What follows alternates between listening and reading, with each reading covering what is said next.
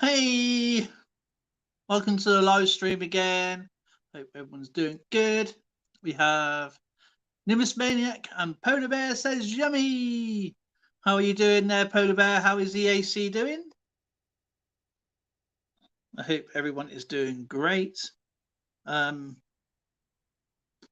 Just waiting on Skipper. He was here. I'm not sure what time he was here, but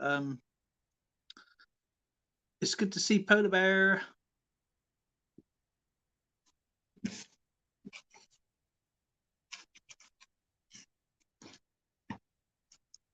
Christopher, how are you doing?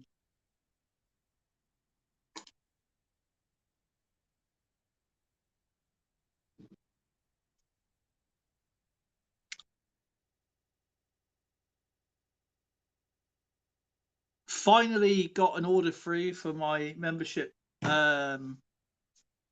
coins. That'll be for April and May. No, was it? Yeah, April and May. Got a reorder again in July. What a pain in the ass that's been. 2 months I've been trying to get coins.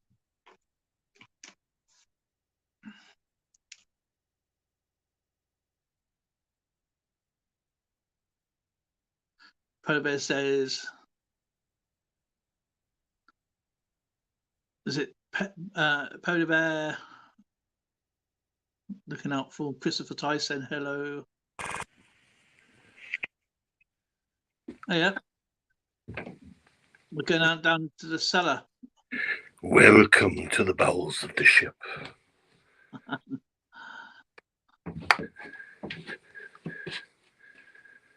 Interesting.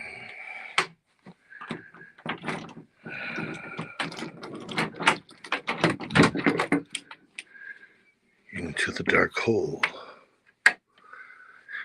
Yes. Do I have everything I need? Yes, here we are.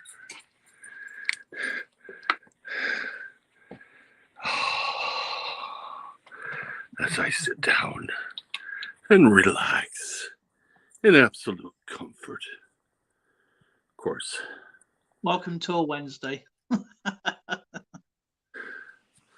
True. It is Wednesday. Interesting day. There we are. Yes. Feels so good to be back. Yes, absolutely. It's great to be back with the awesome crowd as well. Yes. I got a few updates that I'm going to be doing on my channel. You do? I do.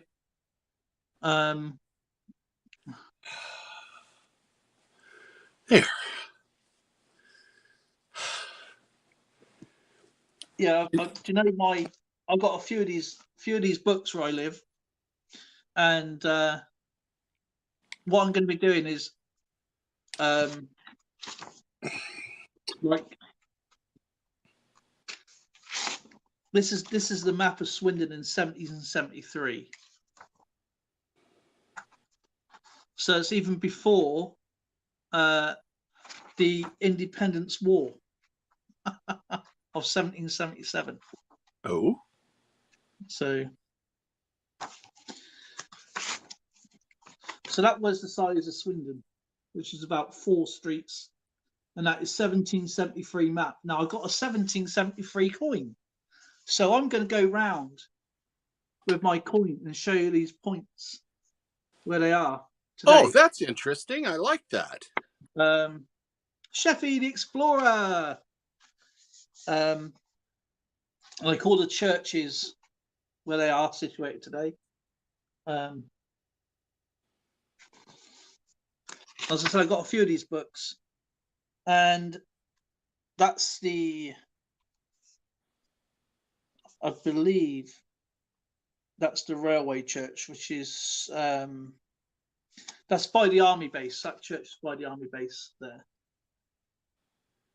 That's just around the corner here. So, and that was taken in the 1840s. What, the military base at Salisbury? No, yeah, Swindon. Oh, in Swindon. Yeah, just up the road, just literally about 100 yards away. I wonder if that's the one I went to. No, you wouldn't have come to this one. Okay. This is smack bang. This is the rifles. This is the Not the 95th. no. I can't remember the number. I can't remember the regiment number now. Green Jackets? Do you know? I can't remember. I just literally can't remember because they're there. So I did.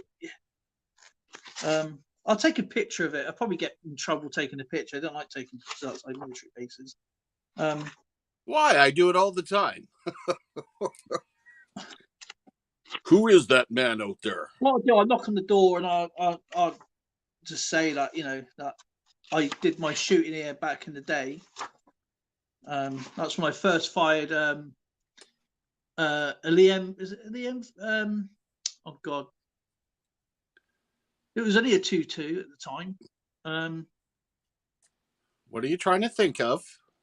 A rifle. Was it the regular service rifle? Yeah. What, the SLR? No, not that.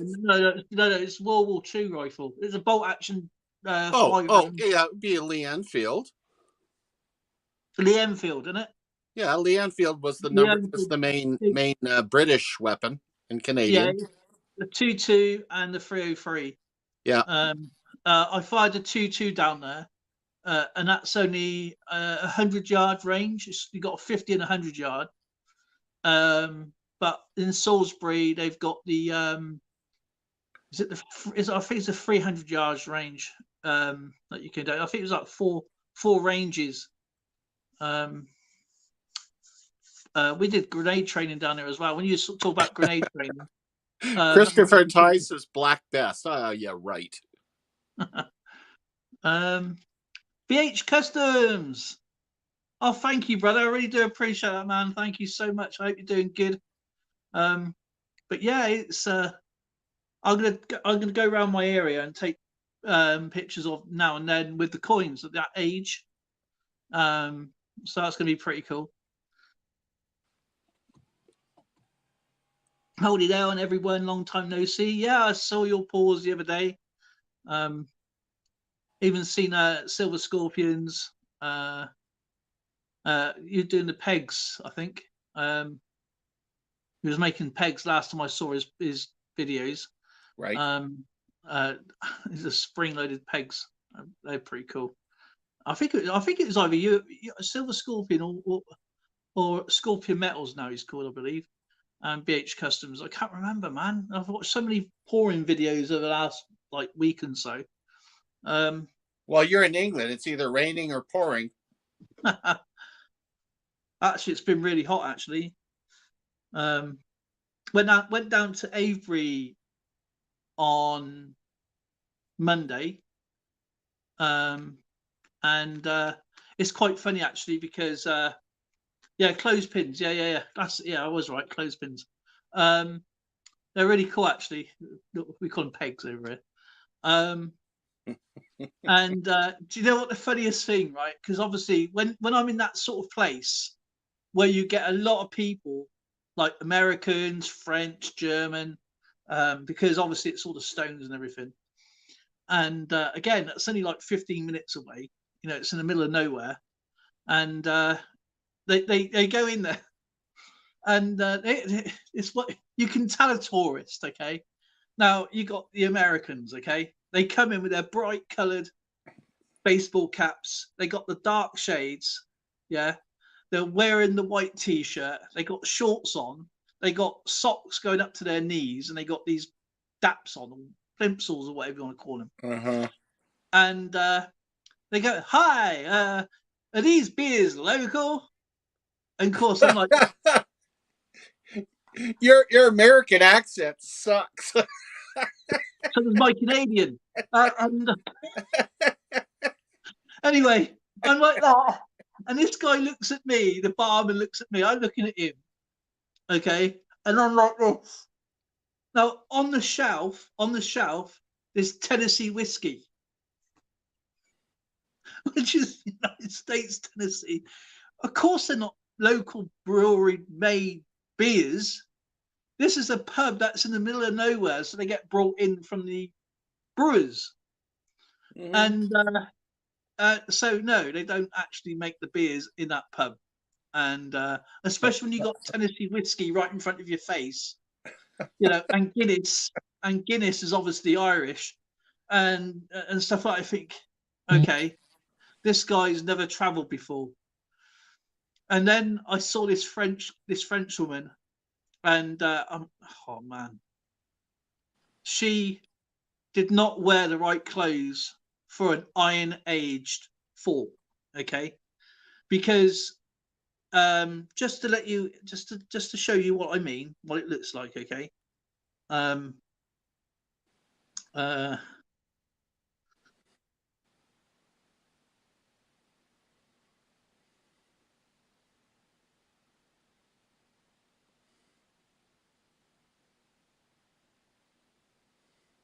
Right. Now there's, oh, blinking now. Right. There we go.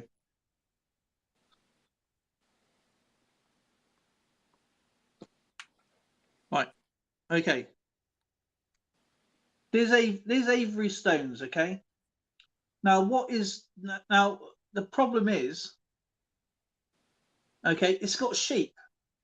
Now sheep love to drop everything, right? Okay. Now this French woman, she's got her hair down. She's got her beret on. Okay. She's got this big black cardigan on. Okay. Posh as you like. She's got these flare trousers, and she's wearing high heels. Okay. Now she says to her, she's speaking in French. Okay. And her friend is speaking French back, but her friend is obviously English. And she was asking, oh, no, do you have any French wines? Do you have this? Do you have that? They go, no, we don't have that sort of stuff. This is like, you know, you're in the southwest of blinking Great Britain, southwest of Great Britain. You're not going to get like French wines where we are. And I said, oh, we need a refreshment. So when we go and walk around the Stones in a minute.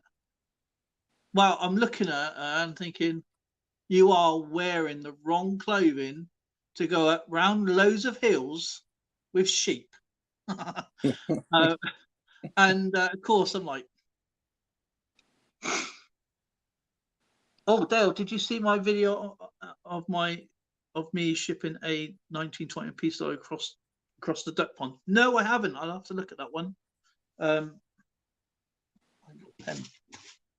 I normally mark down the videos I need to watch. Pen. No, I will promise you I will watch that one. And her friend, who's English, is wearing like crop pants, a white t-shirt, and trainers. Okay, which is more or less adequate, you know. And her French friend, is definitely not from the fields of France. She's obviously from Marseille or Lyon or Paris or whatever. And she's probably never been in the field, because this is not going to go well. And high heels, I mean, they're like tall high heels like this. So yeah, and I like, oh man. And then a few other people came in. Of course, they run out of food. They only have so much food, because obviously they can't keep it because where they're situated. So they've run out of this, they run out of that, and they said, "Oh, have you seen?" I guess, have you? Do you have salmon? They said, "No, we ran out of salmon. We ran out of salmon. We ran out of chicken. We ran out of this, that, because then you have so much food for the day." And anyway, there's another piece of the menu that is salmon like baguettes. And we all goes, well, okay, then we'll have a salmon baguette then. They said, it's like, no, we ran out of salmon. Oh Oh man. But the funniest, I was talking to the new barman there, the landlord, and he's only been there about 4 months, and he goes, "Do you know what I've seen? He goes, I was in, I won a pub around a couple of places in England, but nothing as mad as this. This is another level. This is another level of craziness coming in here." And I said, "Oh, you ought to see it back in the 90s." I goes, there used to be a crop. It was a crop circle right in that field, just across the way, and there was scientists going around with their, with their metal detectors, their science equipment. And then you had these people sitting there humming, and me and my friends, it's a good drive out there, and me and my friends were just crying in laughter because they were sat there going hum, hum. And then you had the scientists going around, that there was a massive like fight with them. "Oh, you're ruining my zen." "Oh yeah, but this is a science thing." No, it's a bloke who goes out at the night with a bloody stick and a piece of string making artwork in fields. And the whole thing, I mean, when it first started, it looked lovely, but it was destroyed. It didn't look like a crop circle. It looked like some kind of wrestling ring, Everything was just flattened. But man, the arguments to get over there is just funny. I was hoping to see some on Monday, but I didn't see any. Unreal.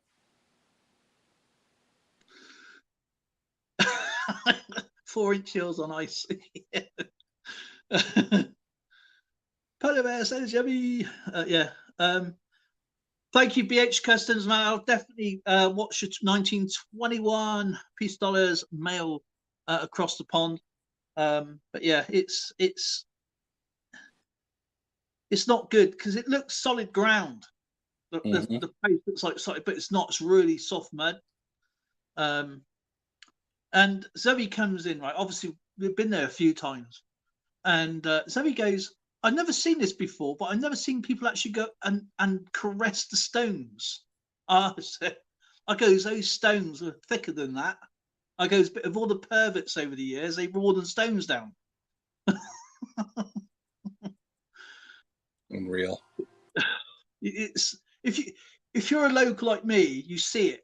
When you're a tourist, you don't get to see that. You don't see. Do you see what I mean? You don't see it. You just think it's just normal. But to me, That's right. That's right. Yeah. It's just mad. It's just like and that guy goes, "I've been here like what a few months." He goes, "People coming in here." He goes, in coming up to the summer, it wasn't so bad, but now it's a whole level of crazy. I mean, you come in here, people come in with they got the anoraks on, and they're going out. They're like, I've never seen anyone sit and pray on us next to a stone which has every chance of falling on you. It's like, it's a good way to really get like, stoned. Yeah, these stones are like nearly like 100 ton. You know what I mean? Yeah. And like they sit underneath it and they pray. It's man, it's just crazy. That's why the Druids disappeared. Well, the Druids are still there. They're down Stonehenge, aren't they? They'll be at Stonehenge right now, I should imagine. They have the King Druid, who's actually drives a Harley Davidson. And he's all against, he's all for the environment. He's all for the, not using fuel, but he drives a Harley Davidson there. But yeah, I don't know. I mean, he must be in his like 70s now, but he's been doing it for years.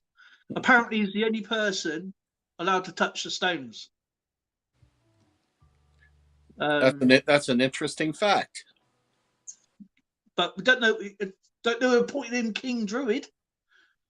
Self-proclaimed, apparently, but I mean, there's other people that touch it. It was obviously the groundkeepers. There's the English heritage. I don't know if you've actually seen King Druid. You should become a druid. That way you can hang around with those stones a little bit. Oh no, you're all right, mate.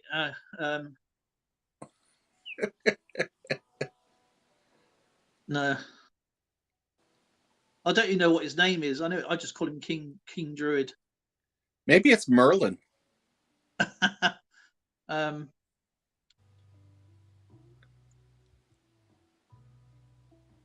Here he is. His name is Arthur Pendragon. Oh, good grief! Right out of our.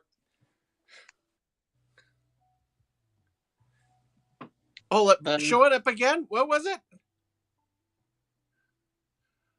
Arthur Uther Pendragon. Yeah.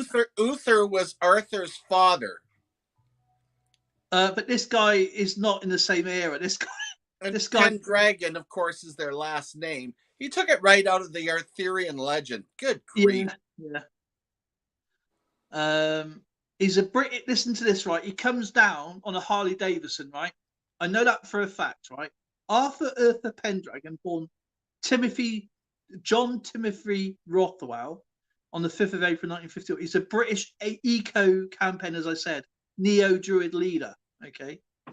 Now he comes all the way from Yorkshire to Swindon, Wiltshire, just to Stonehenge. Okay. And he drives a Harley Davidson. And he's an whatever it is, eco warrior, whatever. And he runs. He's the chief. He's the battle chieftain, right? He's the battle chieftain. A battle chieftain. Yeah. A druid. That's a battle chieftain. Yeah, a battle chieftain of. That's a contradiction. British Druid orders. Oh, good grief! And I see that Zoe and Lauren used the monkey crawl to sneak up to the stones to touch them. There he is. That is biker club. See, I'll show you just to show you. Oh, for Pete's sake! And he's an eco warrior who drives a Harley Davidson all the way down from Yorkshire to. I mean, that's nearly what, a 5-hour drive, 6-hour drive probably on a Harley Davidson. Must have bums her after that. Yeah, he's identified as a greaser. He formed a biker club known as the Gravediggers. So he's a biker. Yeah. Part of a bike club. Considers himself a greaser. Is a battle chieftain. Yeah. A druid. Yeah. Chieftain. Druid. A chieftain, which is a contradiction. Yeah. And he considers himself Arthurian. Yeah, and which has nothing to do with druids whatsoever. Not only that, right? Okay, he formed a loyal Arthurian war band out of supporters, began describing himself as Druid, agendered that English heritage charged. He was the one who changed the charge details at Stonehenge, so you pay more to go in. Okay. But I know the truth to it. It should only cost you 12.5 to go in, because that was the original contract with the English heritage. Okay, the person who sold it would only charge 12.5 or 2 shillings, whatever. No, 6 pence, 2 sixpences is 12.5, I think. So he's the one who charges you what, 50 quid to get in now to watch a bunch of stones. Okay. And so that's quite an increase. Yeah. He described himself as the Druid that English heritage charged entry visit to Stonehenge, using the money for restoration and preservation of the archaeological site in Wiltshire between 1990 and 1991. He picketed outside the site on a daily basis, which I think has ruined it for a lot of people who can't afford to go there, because what they've done now, if you come to Stonehenge today, okay, it will tell you that this is how it was originally done, and it's not how it was originally. It's all the stones fell down over the years. Yeah, I know, they lifted them back up. Yeah, they lifted them back all up how they thought it was supposed to look like. That's in the right. 60s. Yeah. But it was bought as a wedding anniversary gift, I think, as a joke. But his wife wanted curtains. And then he sold the site on to the English Heritage Site, but they must charge like the minimal fee of, I think it's like 3 shillings or 2 shillings or whatever it was to get in. But this is the hypocrisy of this guy. He drives around as a biker, or used to, whatever he did, all the way from Yorkshire, okay, which is a gas guzzler of a bike. But then he's telling us that we're not allowed to drive these things. Do you see what I mean? I mean, Yorkshire to Wiltshire is a long way. I mean, it's a very long way. Yeah, the stones had fallen over. There's actually, you can actually see pictures of them Yeah, the being stones raised up. They do have a piece on the top of them that fit into little slots. So they had an idea how they fit together. Yeah, imagine it like a Lego. It's like a Lego. That's the best way to put it. Yep. It's got, on each stone, some have 2 points and some have 1 point. That's right. And yeah. then they slot in, so they sit like a H. Yeah. And they slot in over like that. But the actual area is only a best guess. It's not how it was actually found. So yeah, I mean, over the years, I mean, someone's played Skittles and got a spare. Skittles. Probably the land of the giants, you know.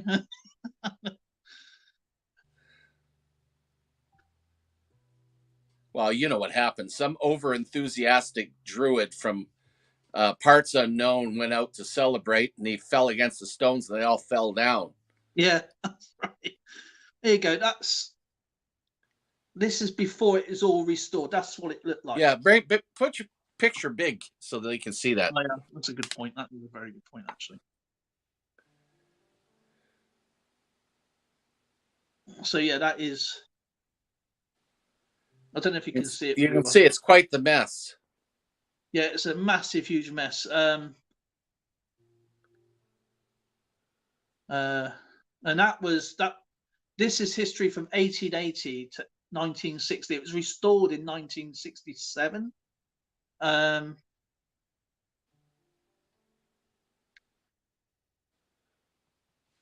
you go. That's what it looked like. And if you look closely, actually, I'll try and get a better picture for you so you can.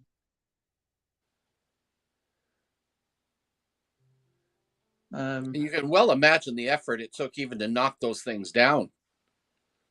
Yeah, exactly. I reckon where, because obviously you got Salisbury, you got Tiverton, you got Uphaven bases, and I reckon, you know, just lots of earthworks and. I can almost picture the drunken Romans going over there, going, "Hey, what's this thing? Let's see if we can knock it down." Exactly. I mean, it was. Here you go. This is probably a good picture of it. There you go. You can see like the little spikes at the top. Yep. And that's where they sit. And then there at the bottom, you can see where it would have been anchored in. So it's like a Lego. Yep. So it really did give them a good idea of how it was supposed to be set up.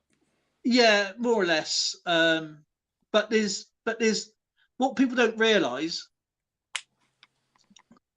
Stonehenge is not the only henge in Wiltshire. There's loads. There's loads of henges all over the place. They're either in very small. I mean, Stonehenge is so popular because it's one of the biggest, but it's not the biggest. It's just close. It was close to. I think it was the A34, the A49, and you can stop, and it was more or less in touching distance. So what they did later on, they pulled the road over, so it was further away. And then obviously that guy decided to put up a travel thing, whatever. So coaches, then you go under like a subway, and then you go and walk over. but they got it all shut off. That road now you can't go down. You can only go up to the visitors point, but you can't travel down that road. And they've covered everything off. They put an embankment around it, so you cannot see it at all now unless you pay and go and see it. But no more than 12 miles away, the opposite direction, is Avebury. So, and that's a much better place to go and visit. Avebury's a much better place. I'm not saying don't go to Stonehenge, but for the experience. But tell them that you're a local, okay? And you get in. You should get in. I think it's like 25p. You should get in for, or whatever it is these days. But and say, you know, you're over here visiting, and you know, with a local, and go. You should get in for 25 pence. It's and that's a true contract. That is that you read the internet. That is how much you're supposed to pay. But yeah.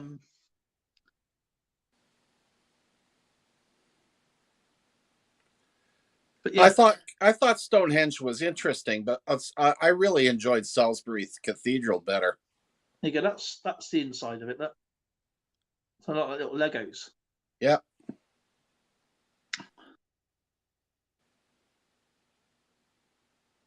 Yeah, that was quite the project. How they put it together back in the 60s. Look. Yeah.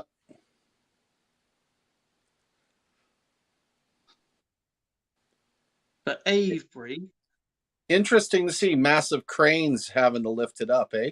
I know, you're right. And you probably got a couple of Romans doing that. You know what I mean? Right, tea break.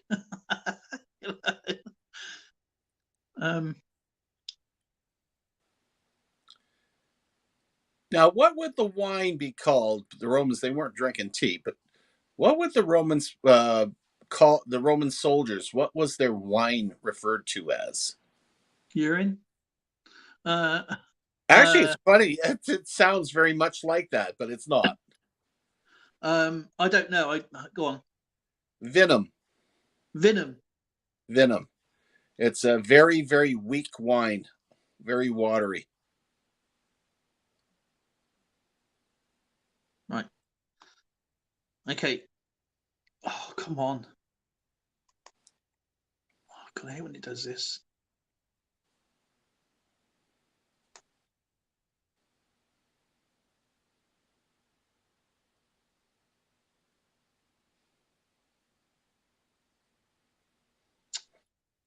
Wait a minute.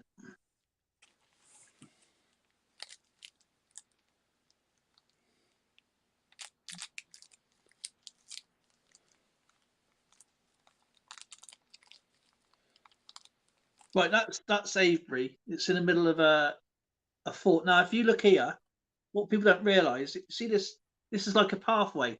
It's that little pathway. Yeah, see. Right, okay. Now, if I was to keep going, it will bend around to the right. Okay, see the other stones on the other side? Make it big again so we can see it. Right, okay. See that pathway there? See, you've got the stones. Yep. Either side. Well, it bends round to the right. Okay, you can see the other side stones on the other side. Yeah. Yeah. And what it'd do, yeah, you see it like that. Hello. Yeah. Hi, babe. Well, there's the other stones going round. Okay.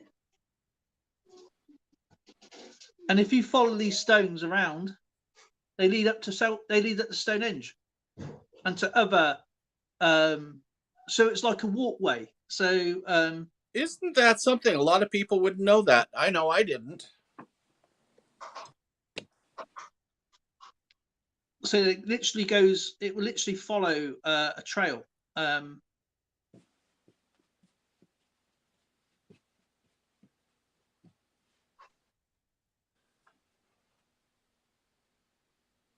But a lot of them are missing. You know, a lot of them looks like it's out of sync because some are on one side. It's sporadic, and then it'll come back into another line again, and it'll be. I don't know whether people stolen the stones over the years to build stuff, like small houses or whatever, because That's what they used to do back in the day when a castle was sacked. The peasants would go in, nick all the stones, and build themselves like a little house or something, you know, because Oh, they did that in Rome too. They did that in yeah, all the ancient cities. yeah, because you know there's nobody to defend it anymore. Nobody lives there. You might as well use the stones for something else. Yeah, they're already cut. Might as well.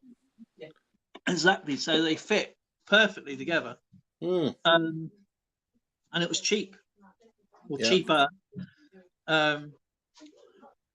And then you got Silbury Hill, which is if you're at Stonehead, if you're at Avebury, and you that road that turned right, yeah. If you turn right and then go down the hill, go left. It's no, you can walk it. It's about a 5-minute walk. Okay. Now I used to play on this when I was a kid. This is Silbury Hill, and there you go. That there is a burial chamber. That's a good size one too. Oh, it's huge. It is massive. And these, if you see closely, you've got little marks going down. It looks like part of a pie. Well, that's where people, over the years, when it was snowing, with the thick snow, would slide down it, and it's made like trenches going through. But you're not allowed to do that anymore. Mm-hmm. And here, halfway Oh, they up, made it a slide? no.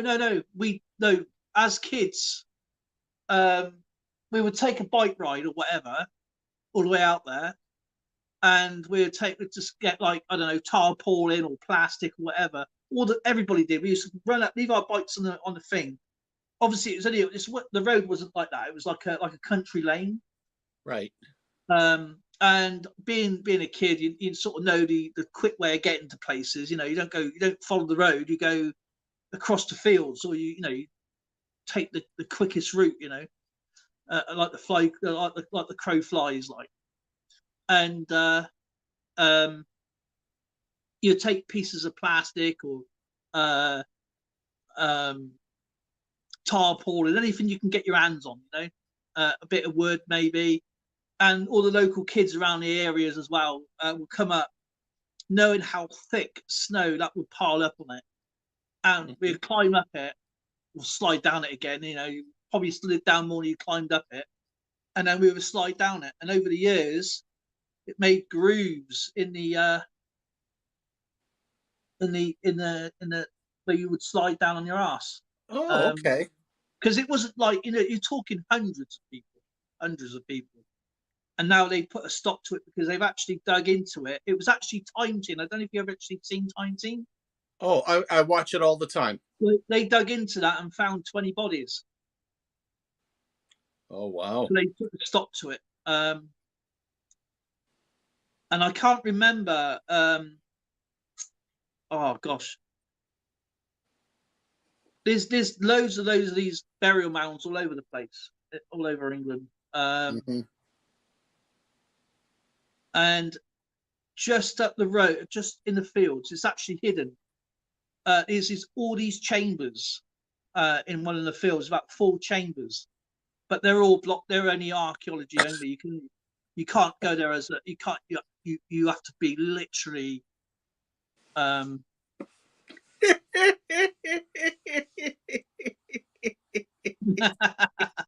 Yeah, I probably have.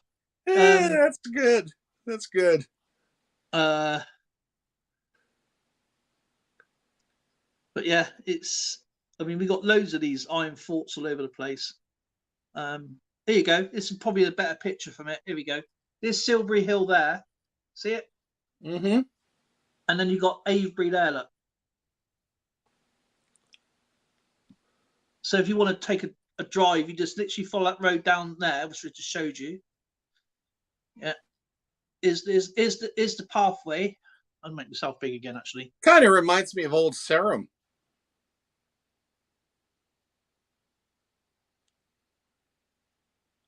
Actually, it might be a crop circle around there somewhere.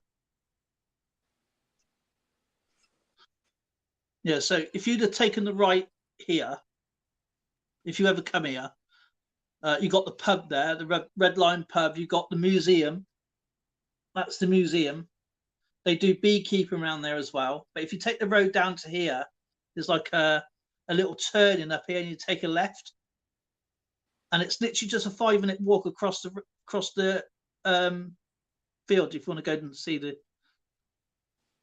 And that's the road I just showed you there as well. So it's literally there.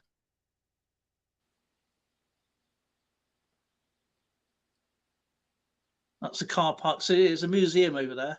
You can actually go and see. There's loads of other sites you can actually go and look at. But it's all free. That's the thing. Mm-hmm. The whole thing is free. So you go to Stonehenge, you see like a bunch of a circle of stones, or you just go up the road on the same road to Avebury, and then you got a much better monument. You can go and sit and have a drink, have a decent meal. There's the Highwayman next to Silbury Hill. There's another pub. If the Red Lion's overcrowded, you can go to the Highwayman, and that's a really, really nice pub as well. That's a really it's all home cooked food. I mean, big thick gravy pies and big thick chips and mashed peas and sausages or whatever. I mean, it's all home English sort of like foods. But Avebury,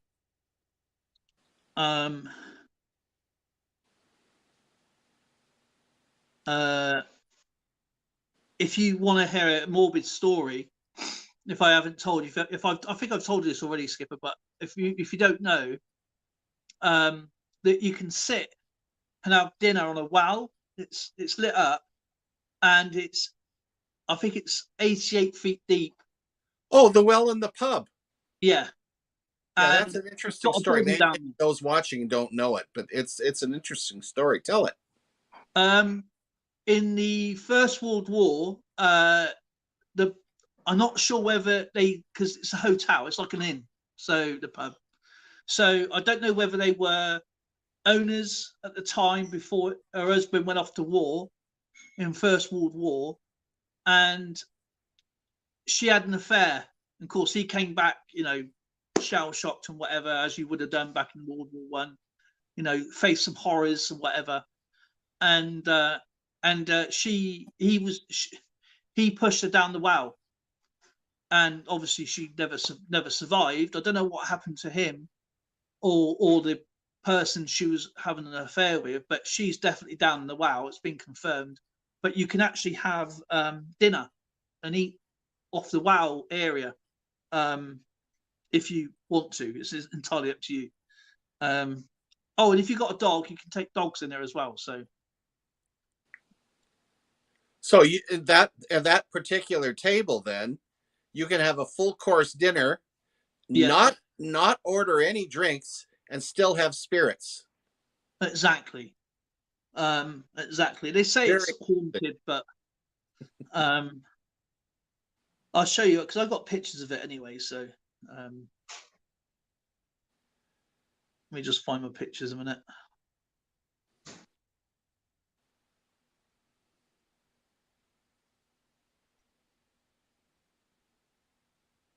So yeah, if you walk in, people may think it's like a monument type of thing, but they don't realise it's actually a dinner table.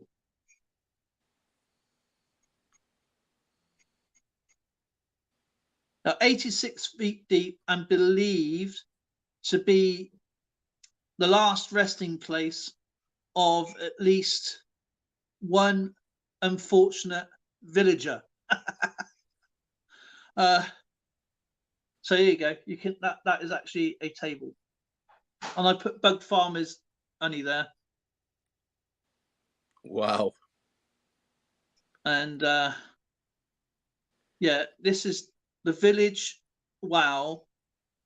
Sycra 1600.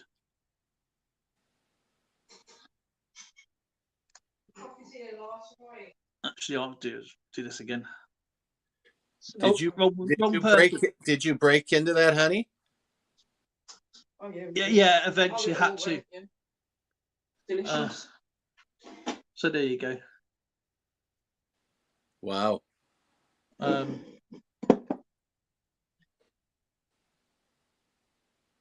Oh, that's it. I'm worn out now. Oh. and if you want to see a really fascinating thing, that's an ice house. That's another part of Swindon.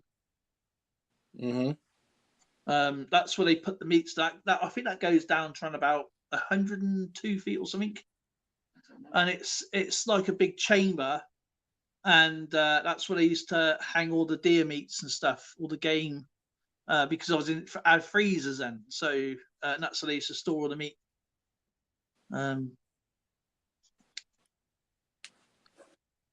Keep Wow. thinking, what's it thing's going to come out?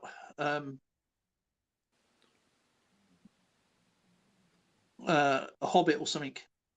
There you go. That's the beekeeping. Very cool.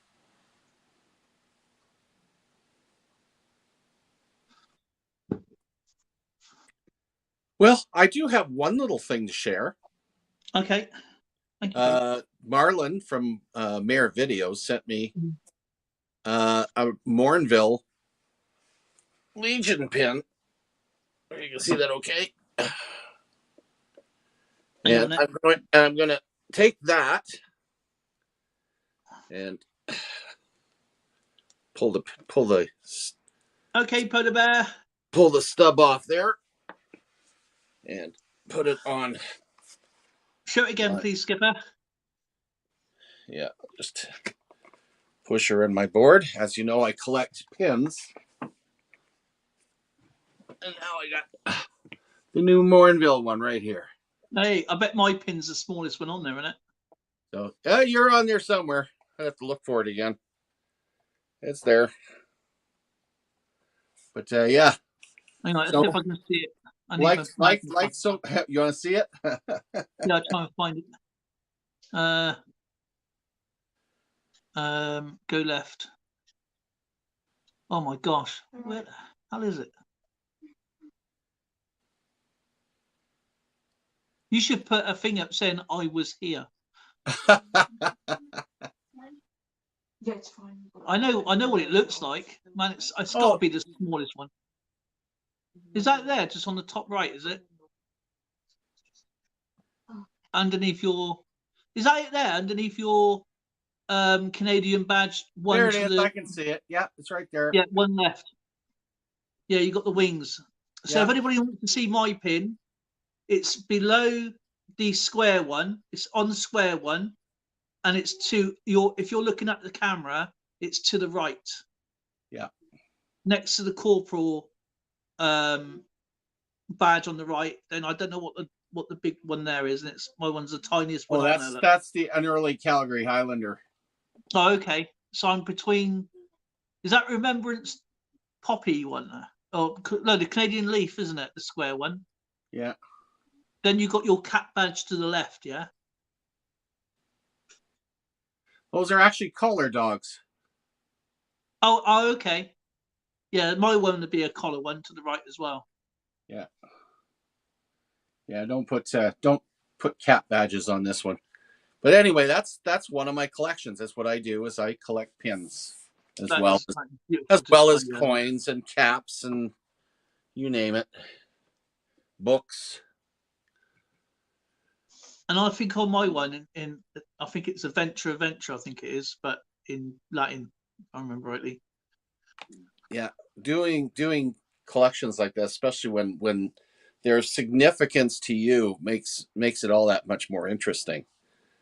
You know, people you've talked to, places you've been, you know, units you've served with. It's for me, it's a little bit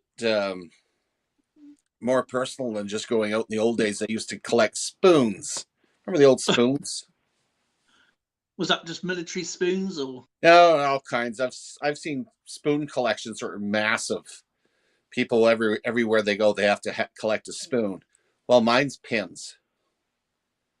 Do you know what that is? Something I really wish I got into as pins, especially military pins. Anyway, you know, all around the world. Yeah. You know, the collar pins, like you would have win, like you said. What one of my kids or grandkids will end up with that eventually. There you go. You can have them. That'd be pretty cool. I collected pins years ago, but I gave to my nephew, and he has them in a box somewhere. Oh, so how is Kinnamin then? How is Christopher? What's that then? What's that one then? Got 2 of them there. So I am curious about how Zoe managed to get to Stonehenge without being spotted.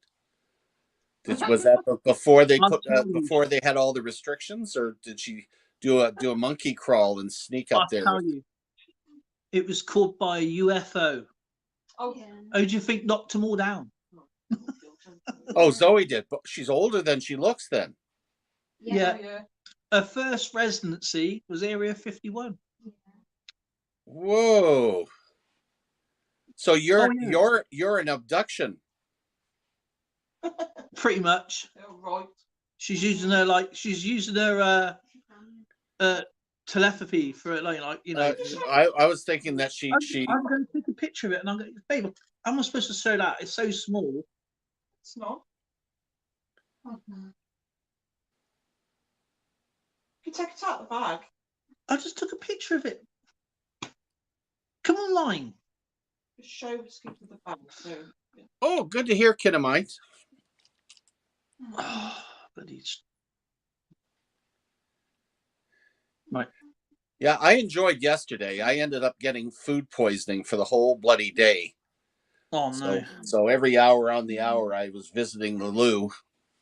Hello, Lou. How do you do?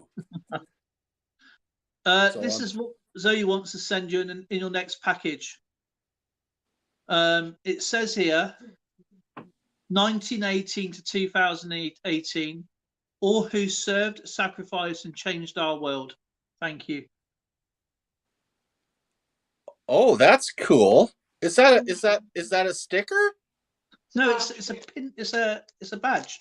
Oh, it's an actual badge, cloth Yeah. badge. So See, I collect those too. So this is to you to say thank you, Skipper, Oh, wonderful. Thank you.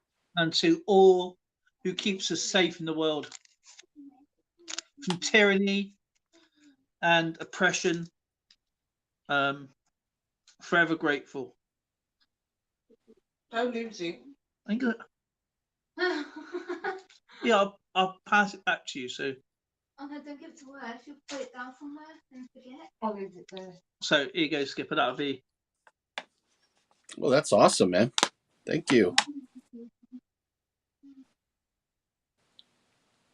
No, thank you.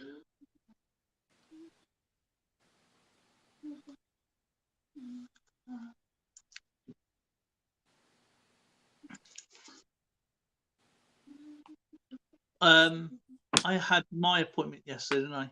Lauren had hers today. Lauren's got to go back early again tomorrow morning. Mm. It's not fun. Oh, so tired. How old are you now? How many light years are you? 49. I'm 49. Just someone dropped the F-bomb. How many light years? Yeah. Now, I'm glad you interjected that because I was waiting for her to crack you across the back of the head. Yeah. She How can't. old are you? You never asked that of a woman. How old are you? Old enough to slap you. I'm 49. 1,000 light years. Yeah. Yeah. You can pipe down, no? She's not Lauren. She's 49,000 light years. Yeah. Crikey. Do you know how old I am? Well, no, I don't measure your thing in distance, do I? You don't know how old he is, either. I do, 51. He's not. I'm so dizzy going around the sun now. I'm fed up with blinking birthdays. You're going round. It's like going round and round in circles, isn't it? I'm still chuckling over my oldest boy going Dad, I don't know what to do. I turned 50 in September. Yeah, and you're complaining? Why? Yeah. Put yourself in my boots, buddy. Well, tell him I'm 51 and I don't know what to do with myself. That's because you're a new. Yeah. This is what I get, see? Abuse. You deserve it. That's because we're male. It's a Yeah. natural thing. It's gone on for millennia. Kinnaman says she started going backwards. I think that's what I do. I reverse the clock. That's what you guys do. You go back. Yeah. I reverse the clock. I miss out a few years though because there's some years I don't want to be around. I'll reverse the clock if dementia kicks in. Mommy, are you my mommy? Oh my goodness, that's Doctor Who. Mommy, Yeah, are he's you definitely my going back in mommy? time. Finished Star Trek Generation yesterday. Now I'm on to Deep Space Nine. Oh, grab a hold of some toothpicks. Keep your eyes open. Oh no. Oh my gosh, that is a monotonous one. Yeah, it's not very many seasons though, thank goodness. No, the only one I liked in that was Quark. Quark, yeah, he was actually the first original Ferengi, wasn't he? Yes, he was. Yep. When he The first time they ran into Ferengi. yeah, that's right, with the whips, wasn't it? Yeah. Because that's when they both fought. Because they thought, what was it? It was like an energy, wasn't it? Trapped the Enterprise and the Ferengi ship, and that they were draining power. And they thought that it was the Ferengis, and the Ferengis thought it was the Enterprise. Yeah. You know, that actor was sitting next to me in the casino. Was he? Yeah, I'm sitting there playing my machine. I look over right next to me. I go, wait a minute. I know you. And sure enough, it was him. Oh well. That's fantastic. Yeah. He says, yeah, he was just up, vacationing. What, to Edmonton? Okay. Yeah. I've got a question for you. I forgot to ask at the beginning. How'd you got at your poker thing yesterday? Oh, boy. Was that a sole question? Oh, boy. Here's the fact. When they were charging $20 for entry, you got as many as 110 people playing. Okay. Because people could afford to play, and if they needed to, they could rebuy for $20. It was cheap, but if you rebought enough times, you can rebuy as many as you can after a certain until a certain cutoff. They made their money, but it cost next to nothing to play, and you got a lot of players in there that were just average or poor players. You didn't have all the what we call sharks in there. Yeah. Now that it's 100, there's only like 50 people playing. They're all sharks, every one of them, and they bet ridiculous amounts of money. And if you have a halfway decent hand that you would normally go in on, instead of a decent bet that you can recover from, they go all in. Yeah. And of course, once you commit and you've got what you think is a pat hand, you're going to challenge them. It's fine. Like I had 3 queens. There's 2 queens on the board. I had a queen and a 9 in my hand. So I pushed all in, and the guy across from me calls me. I go, what does he have? He has a queen and a king, which gives him a three of a kind and a king. I had 3 of a kind and a 9. I lost my chip stack. I was in the tournament 10 minutes and I was out, and I couldn't afford, because it's $100 buy-in. I couldn't afford to do another $100 rebuy. So I just walked away after 10 minutes. Gone, done. Just like that. And I said to myself, you know what? I don't think I'm going to do this very often anymore because it's too expensive. I says I don't mind, you know, playing where it's decent. Oh, who do we got here?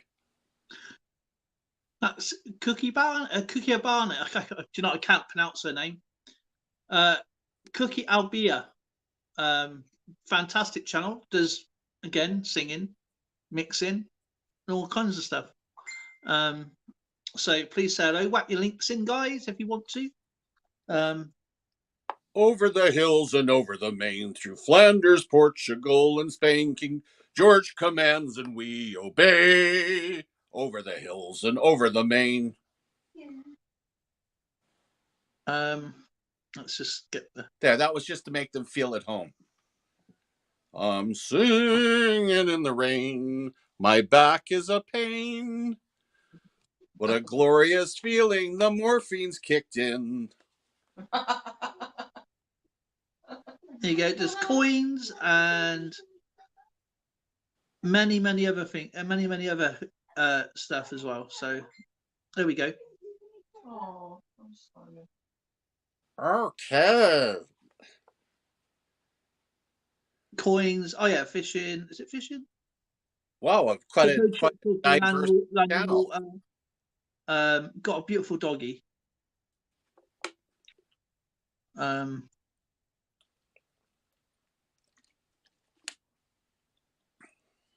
Ooh, look at that. Old coins from Maracaibo. That's awesome.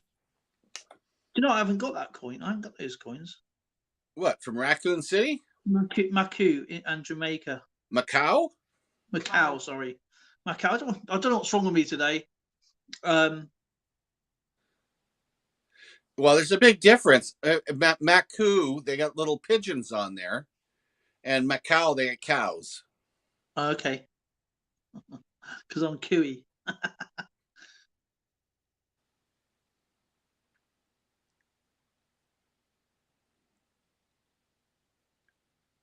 Oh, my knees killing.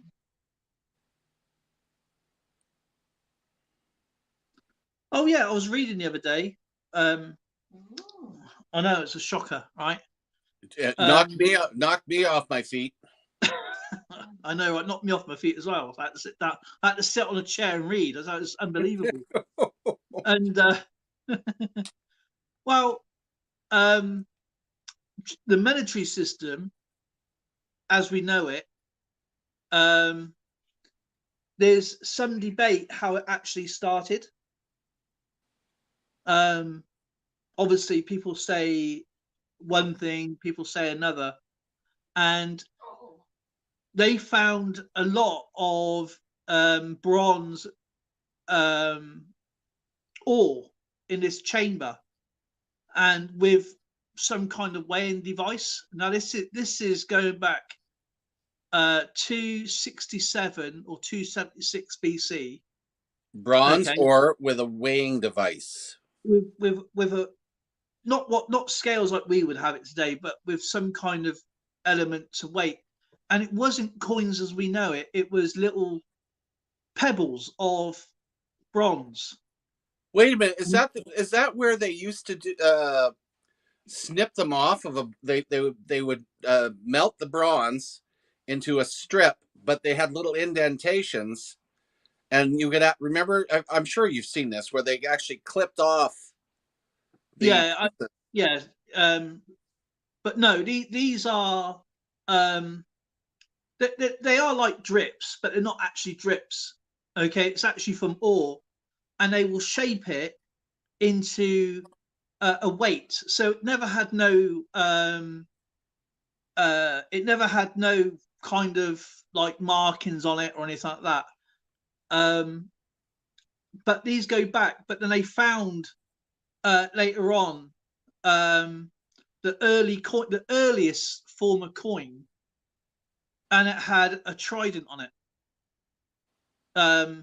Or what's that word with the do you know, like you got the cross with the wings and the snakes? I can't remember the name of it. The Cordicus or something like that, I think it's called. With the snakes and the cross and the wings. It's a bit like what medical would use, but it's something else. And then they found another coin, a long bar. It's like a long bar but really thin, and it had this is later on that they found it. I think this is around 130 something BC, and it had a bull on it. And as it got newer, you know, more ways to put markings onto metal, you would have Rome on there. And this actually dates back way before Greece, Crete, those times. And So you're talking about Mycenae and like real ancient.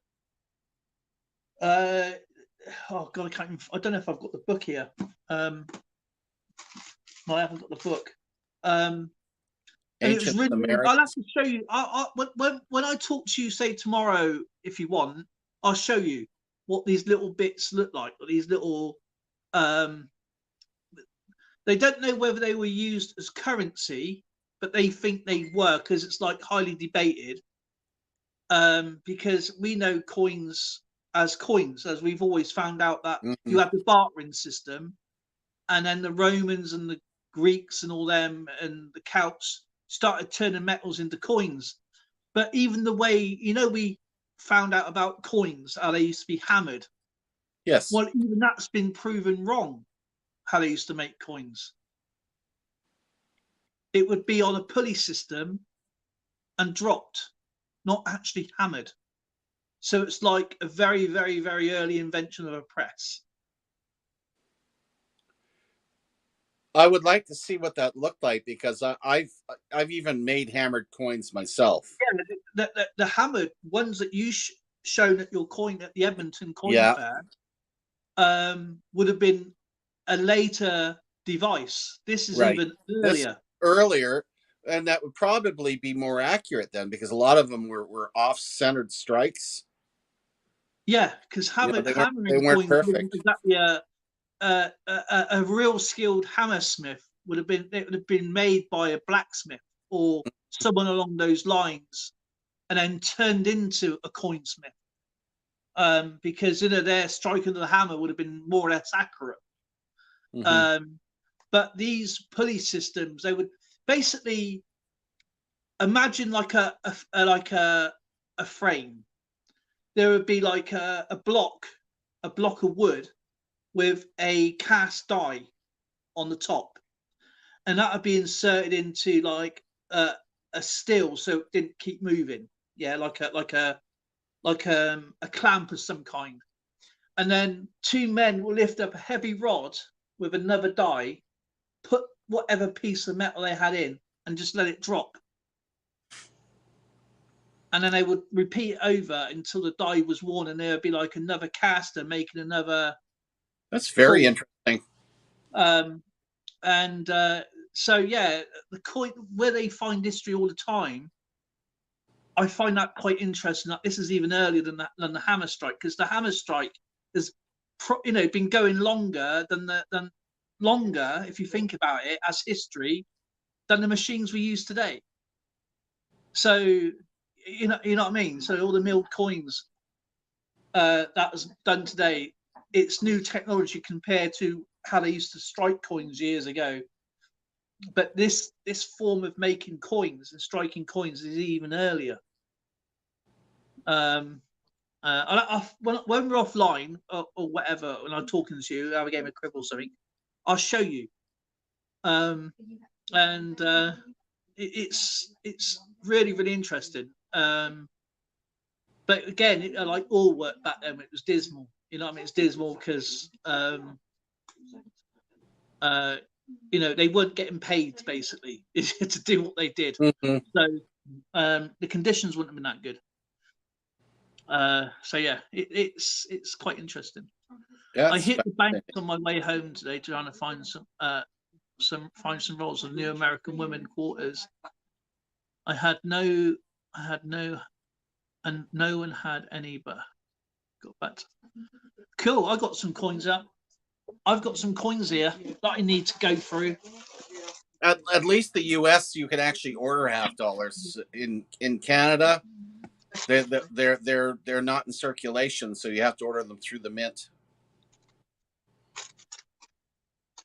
And by the way, those black toonies, they've jacked the price up. It was so you had a $50 roll of toonies for $70. They're now $80. See, that to me is wrong, because Yeah.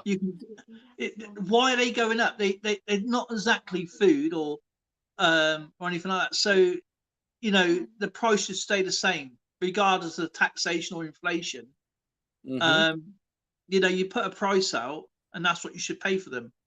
And I think you're better off trying to find them in circulation. In the wild. Yeah. I've got mine now anyway, so I'm fine. Thanks, Joe. I got mine as well. Thank you. Yeah, we're okay. Right, so I go through these bags then. Oh, by all means. This is how ours come, by the way. Kiddo These might clear says, bags. yes, I still don't have one. Well, uh-oh. Okay, let's go for the first bag, shall we? Okay, make her big. Don't need my old face there. I want to see the coins. All right, okay. I don't know. I ain't going to turn the camera on. Oh, yes. Why did you do that? I've done that twice now. There we go. Right, okay, first bag. Okay, I'll have to do it like this in the hard way. Okay. Nothing. That's a technology coin. This is depending on the date. Because there is certain ones that I do collect. I can't remember what they are actually. Let me just get my camera up a minute. I'll probably do that afterwards anyway. So that is 2,000. Now I think that is one of the lower ones. Now those are your 2p, right? No, £2. £2. Yeah, I said 2p, 2 pounds. Starts with a P. Okay. All right, we got the Trinity Lighthouse. Oh, good shape too. That's in very good shape. Okay, so there's nothing there. Oh, you never, with a £2 coin hunt, okay, you're always going to get a histories. Now, That kid of shows mine, you- I did share. I gave out every one I had, except for one I kept for myself. So those technologies I'll go through them later. Second bag.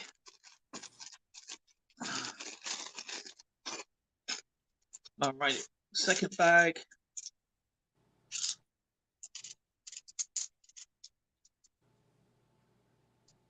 Nothing there, nothing there.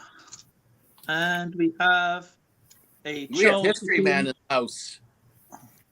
Yeah. So the Charles Dickens will have all of the works.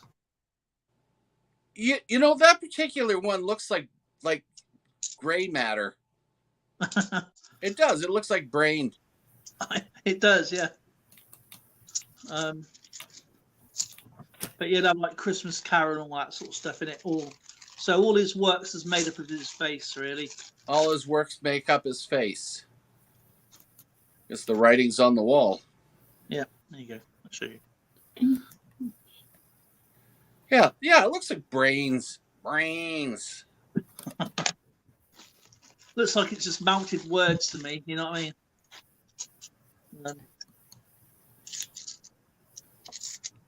Alrighty then. I think when a coin gets too busy, they're not as attractive. Now, we've got a Britannia. I'm not sure what year that is actually. I don't know. You didn't hold it up long enough for us to really focus on it. No, I'll show you. There is a certain coin, this is 2016. Yep, it's 2016. Oh, yeah. Sure enough, it is a Britannia. So it's 2006. I don't think I've actually got that one, actually. I don't think I've got a 2016. And then we got the V-Day, St. Paul's Cathedral. I think I got that one.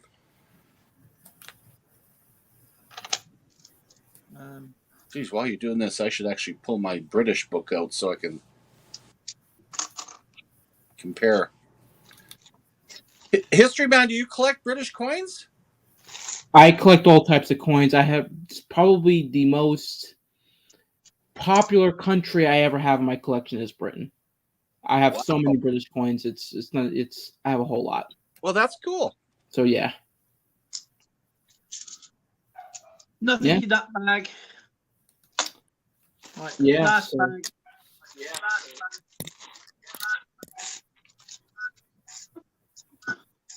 We got an echo. Yeah, that's an interesting echo. Not me. Okay. I mean, I can hear it, so I don't think it's me. And then this is And I'm not awesome. echoing either, so that has to be either you, Dale, or Skipper. It's gone now though. Okay. This is a pretty cool coin. This is the Army Centenary. Don't know if you can see it, but it's got like 3 soldiers.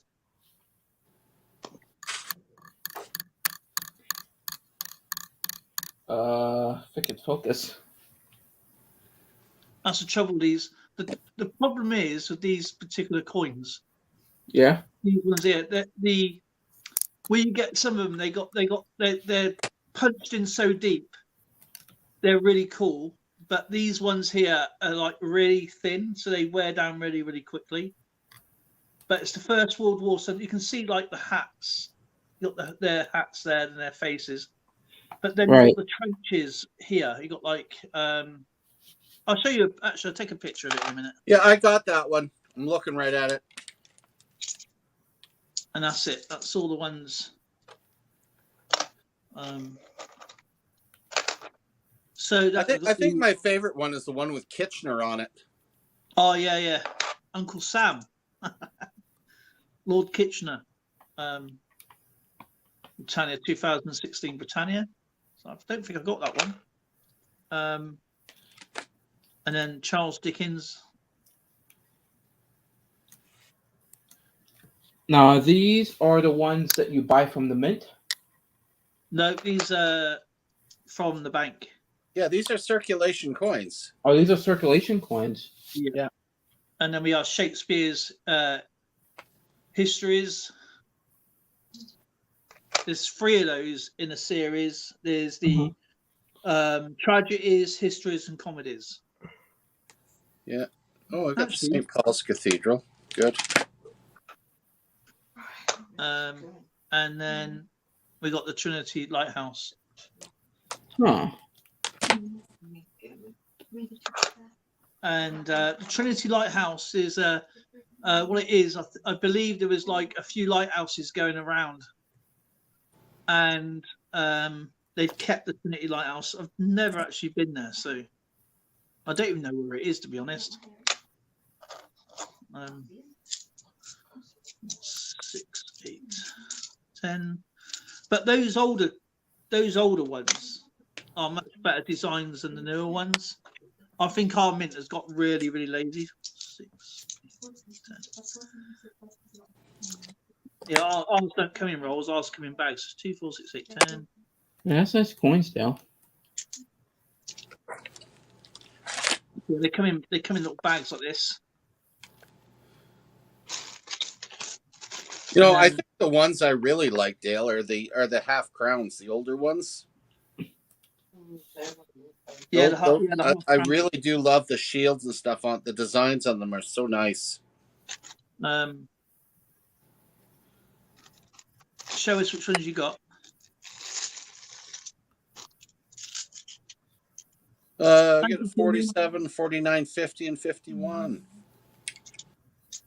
Actually show one if you can. Okay. I'll take my 47 out. There we go. 2, 4, 6, 8, 10.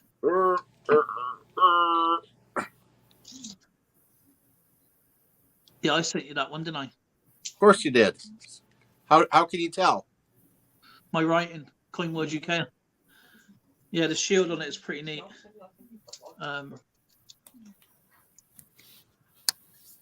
think that's silver in it. Yeah, those are silver. 2, 4, 6, 10. All right. Sorry, guys. I'm just looking at something. So that's why he's been quiet. I gathered you're looking at something. Yeah, Um, I was reading something a little bit. 2, 4, 6, 8. Yeah, actually, it surprised me. The £1 coin in the UK is really small. The one Yeah, pound that's what we were coin. saying on Monday. Yeah, they're just tiny. That's what I Remind said me on what they Monday. look like again. They're about the size of a dime. Wait. Wait, hold on. I think. Okay, hold on. What? I think they're the size of a quarter because I think I have one. Or And maybe a quarter. It's really Yeah. small. Yeah, that's like a size like a quarter. Yeah, I have one of those. I mean, not like that though. Like I don't have. Oh no, that's the What's newer my- ones, the round ones you want to look at. What's my recent British coin? Let me log into my Numista here. I still have to do that. I've been using the Excel sheets. I just hate redoing everything. Right. I mean, even though my Numista's not completely done, I still got some stuff they need to finish, but Yeah. at least it helps me a little bit. My collection's not too bad. History, man. If you got stuck on some of the history and you need to look at a coin, just search my channel. It's Oh, I great. already know. Yeah. As a matter of fact, Dale, I got something to criticize something about. What's I've that? noticed that it's like that some of the countries that are like non-existent. Yeah. I mean, you use the correct flags for them, which is great, but like some of them, like I seen some like that Brazilian one. I forgot what denomination is it. It's from the 1880s, I think. It was before when Brazil became a republic. What, the reals? No, Yeah. it'd been the I'll have to check. If I've used the wrong flag, then that's probably a mistake. Yeah, these you two- use the modern you use the one that was when it was republic. If it was from Oh, before right, okay. 1889, It should have been then the blue flag then. I think it's a blue one if I remember rightly. nope. No, it's actually like the modern Brazilian flag. The only difference is it's like, hold on, I'll show you. If it's from like 1885 or something like that, like, hold on, it looked like this. Oh yeah, I know what you're on about. It's just got the shield in it, isn't it? Oh god. Oh, yeah. I'm sharing my screen right now.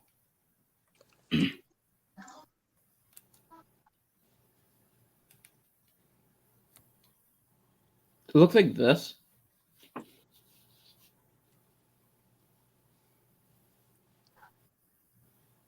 I'm not sure if you guys can see it. Oh, But the it looks like, diamond. Yeah, I think yeah. it looks like that.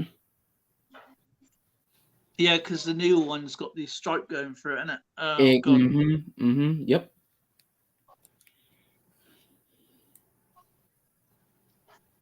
Yeah, because the national flag ensign was from November 1889. Yes. So I'm gonna have to have a look. If I can, actually, I'm just gonna look to my playlist now. Yeah. Great. Just put like the Empire of Brazil flag, and then you can just like get It would just like get it, and you could just like post it in there. Probably an oversight, I think.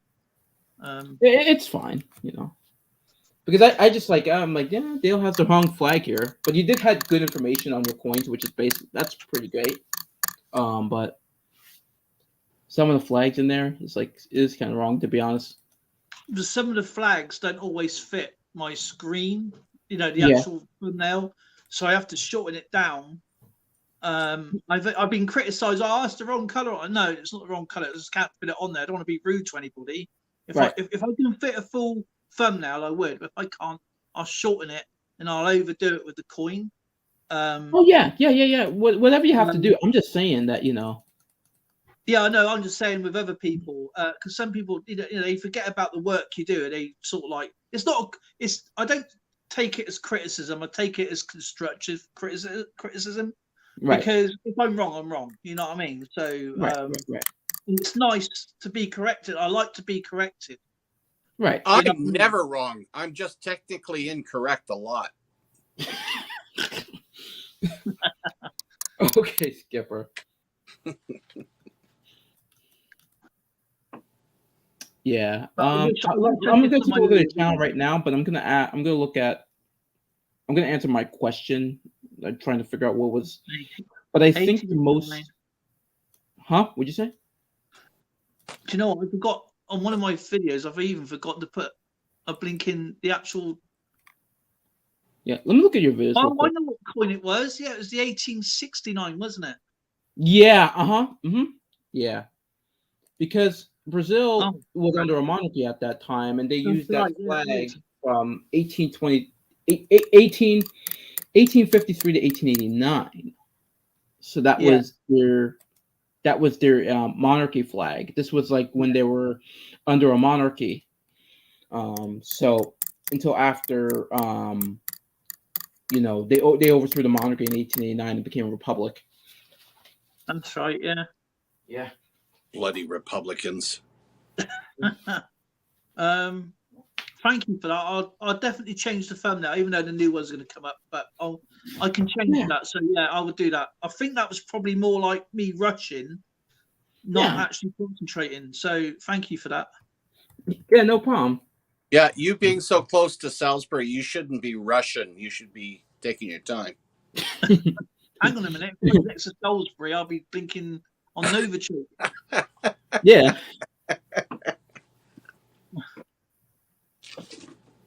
But another flag you got is another one is the you got to be careful of. Yeah. because depending on the I know what you coin mean. is I done it the other day and I put the wrong frigging flag up, and you normally get 6 stars, but this is 5 stars. Okay. And like even in Austria, there's some of the Austrian ones. I ask people. Obviously, I like Austrian stacker. I say I've got this old coin and I can't find the flag. I know it's black and yellow, but can you help me? I'm not sure if it's got the shield in it, you know, the emblem, or it's blank. And then he sent the picture instantly. It's like, oh, thank God for that.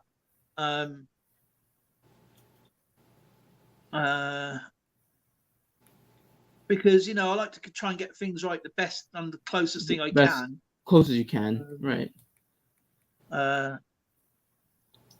Yeah, it's the Netherlands. It's the Netherlands one. It's got some has got 6 stars. It's the Netherlands. Is it the Antilles? Yeah, Netherlands Antilles. Some of them got 6 stars of the islands, and some of them got 5. And there we go. I'll show you at the bottom. See, like there. 5. It's got 5 star. 1, 2, 3, 4, 5, and the other one's got 6. When did they updated those flags? Yeah, so it's got. Well, I do actually have a flag book, a proper flag book. I just can't be bothered to go and get it out. Right. And like, go ahead, keep going. No, that's it really. So yeah, it's like later on you'll have the newer version. Yeah, like there's like some countries like for I'm just looking at your channel right now. He uses his flag book to prop up his bed.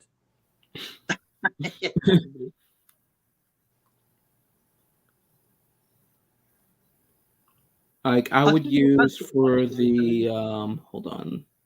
We got Peru, we got Croatia.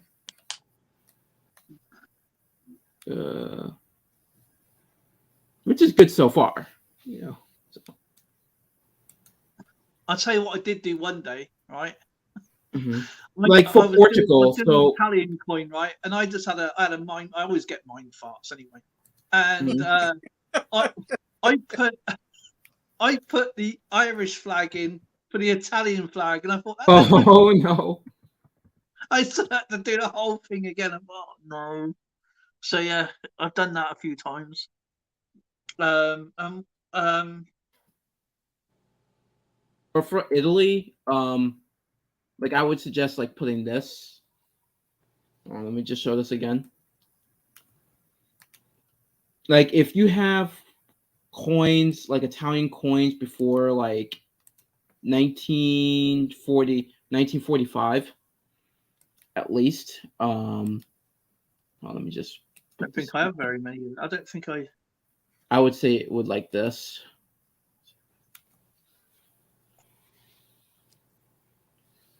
When are you coming up? Yeah. Yeah, with the crown and The crown, and yeah. Or like Portugal before the revolution of 1911 when Yeah, that was done- under a monarchy. You know, the blue and white. yeah, I think I've done that one. Done that one. Like this one. Yeah. Yeah. I don't think I got anything that old on Portugal. I don't either. I think my latest- Um, yeah. because that is way back. Oh yeah. I'm just saying. Yeah. Like from what I've seen in your, because I'm going your playlist, and good thing you have a whole playlist about this stuff. But I just see like a couple like Portuguese coins here, like from like 1900 or something like that. Yeah, Because this is before 1910 that they used. So before 1910 they had this. I don't think I got anything. At least from what I've seen from your channel, because I went to the Portugal playlist and I've seen some ones before 1910. You got one from like 1900 here, so I was just wondering. I might have put the wrong flag on that one then. Yeah, like right here, like there's 100 race from like 1900. Beautiful coin, by the way. Right, yeah. I should have used the blue. Yeah. Okay. Yeah. Yeah. I could always go back and change it, but you know, it's. Yeah, I mean, not a huge thing. It's just that I just want to let you know. So. Yeah. No, it's good. I mean, it's nice to be correct. I mean, I'm not obviously. I don't take it the wrong way. I mean, I really enjoy being corrected when it comes to this stuff, because I do have mind farts quite a lot, because my brain, even though my videos look like they're only done once, they're done Right. about 60, 70 times, because there's some words I can't say, even though they're English words. I have trouble Yeah. saying them. Saying them. So Yeah, understandable.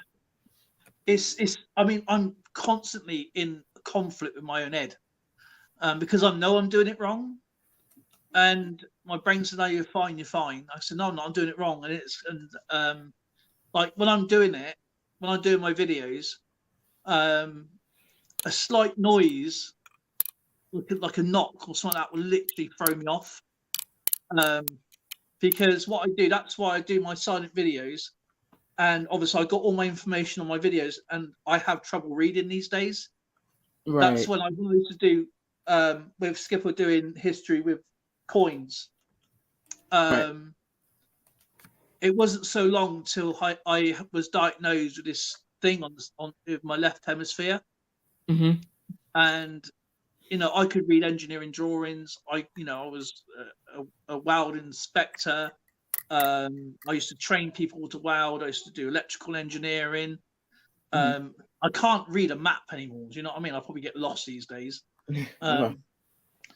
So that is why I try and keep my brain active with things. But people say I'll get. When I'm trying to explain stuff, it's I'll get to the point, because I'm trying to. It's not me. It's my brain that's trying to tell me to go around, the long way rather than going to the direct point. Right, direct point of it. But yeah, it's frustrating. That's what I call it. It's frustrating. Because I'll be talking, I think, what's that called again? Or I can picture it in my head what I need to say. I just can't get the words out. Right. It's really, really, really annoying. That's like when it comes to quizzes. Sometimes I'll be okay. The next minute, I won't even know what day it is. That's why I'm trying to do my videos so in advance, that if anything happens, like then I'm okay. You know what I mean? You Right. don't know Yeah. Right, love you, okay? Night, sweetheart. Give everybody a wave with your hand then. Not your nighty. Oh, Lauren, hi. Hey. Oh, get your mum's toy. What I got her. This is one of Zoe's presents I got her. Now she's been on about one of these games because we looked at some of the old. Actually, History Man, you like this. Okay. Now she's going. Oh, I used to have one of those toys when I was younger. I loved them. It was one of these. Oh. Okay. What is that? What is? Wait! I think Wait I a know what that minute, is is. that I a think I know what that is. viewfinder? Is that a Viewmaster? It's No. it's a view. It's a Oh crap! it's a Nope, I know what that is Viewmaster. right now. Isn't that No. the one that has the slides on it, and you have to? No. No. No. It's an LCD game. Oh, is it? Oh, is Yeah. it? It looks like an old Viewmaster, except a little bit more modern. Yeah, I was about to say something like that. Hang on, let's go. I'll try and turn it on now.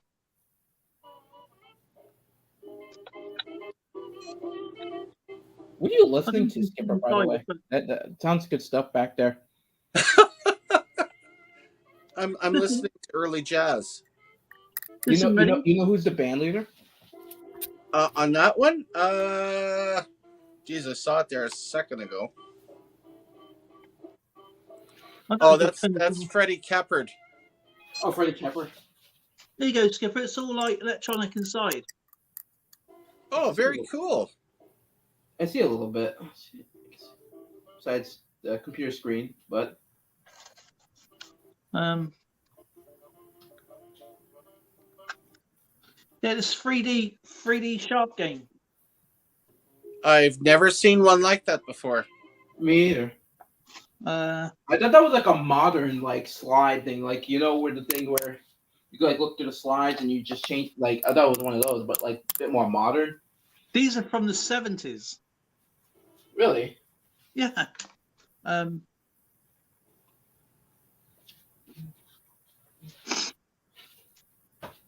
That's interesting. I've never seen that.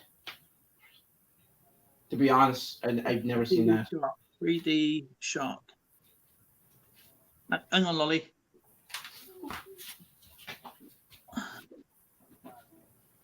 Was it called Tommytronic? Tommytronic.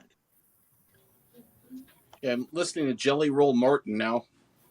Jelly Roll Norton. Wow, that doesn't ring a bell. Calls it the Hesitation Blues.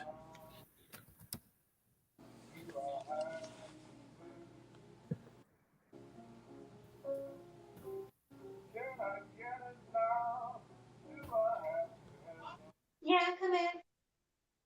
There you go. I don't know what happened. I've never played it, so it's like that inside, I guess. And it. Oh, that's bizarre. It's like there's loads and loads of them. Oh, yeah, I know who that is now.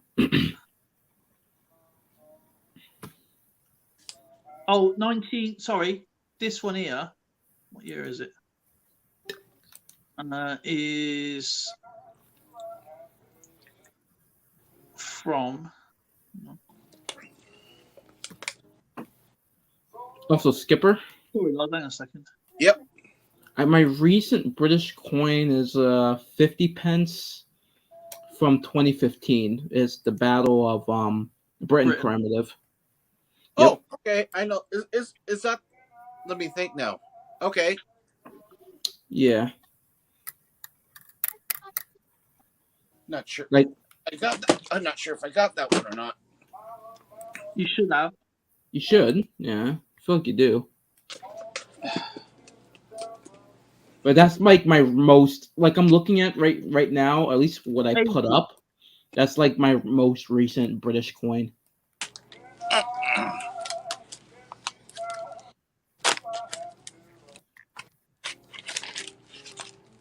Yeah, these are from the 1980s. These are 1983, to be exact.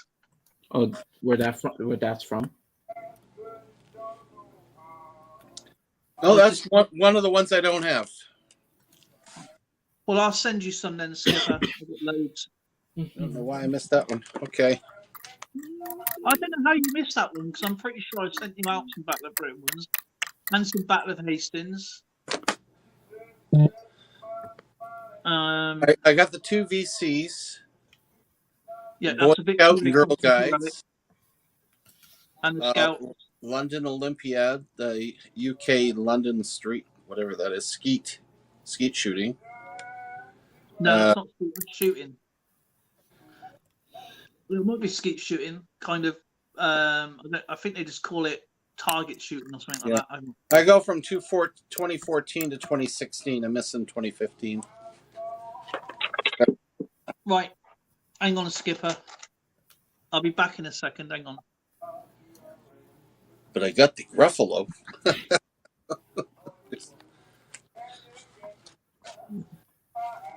Okay, William. It's 2020. Yeah, my British collection is quite lacking. It's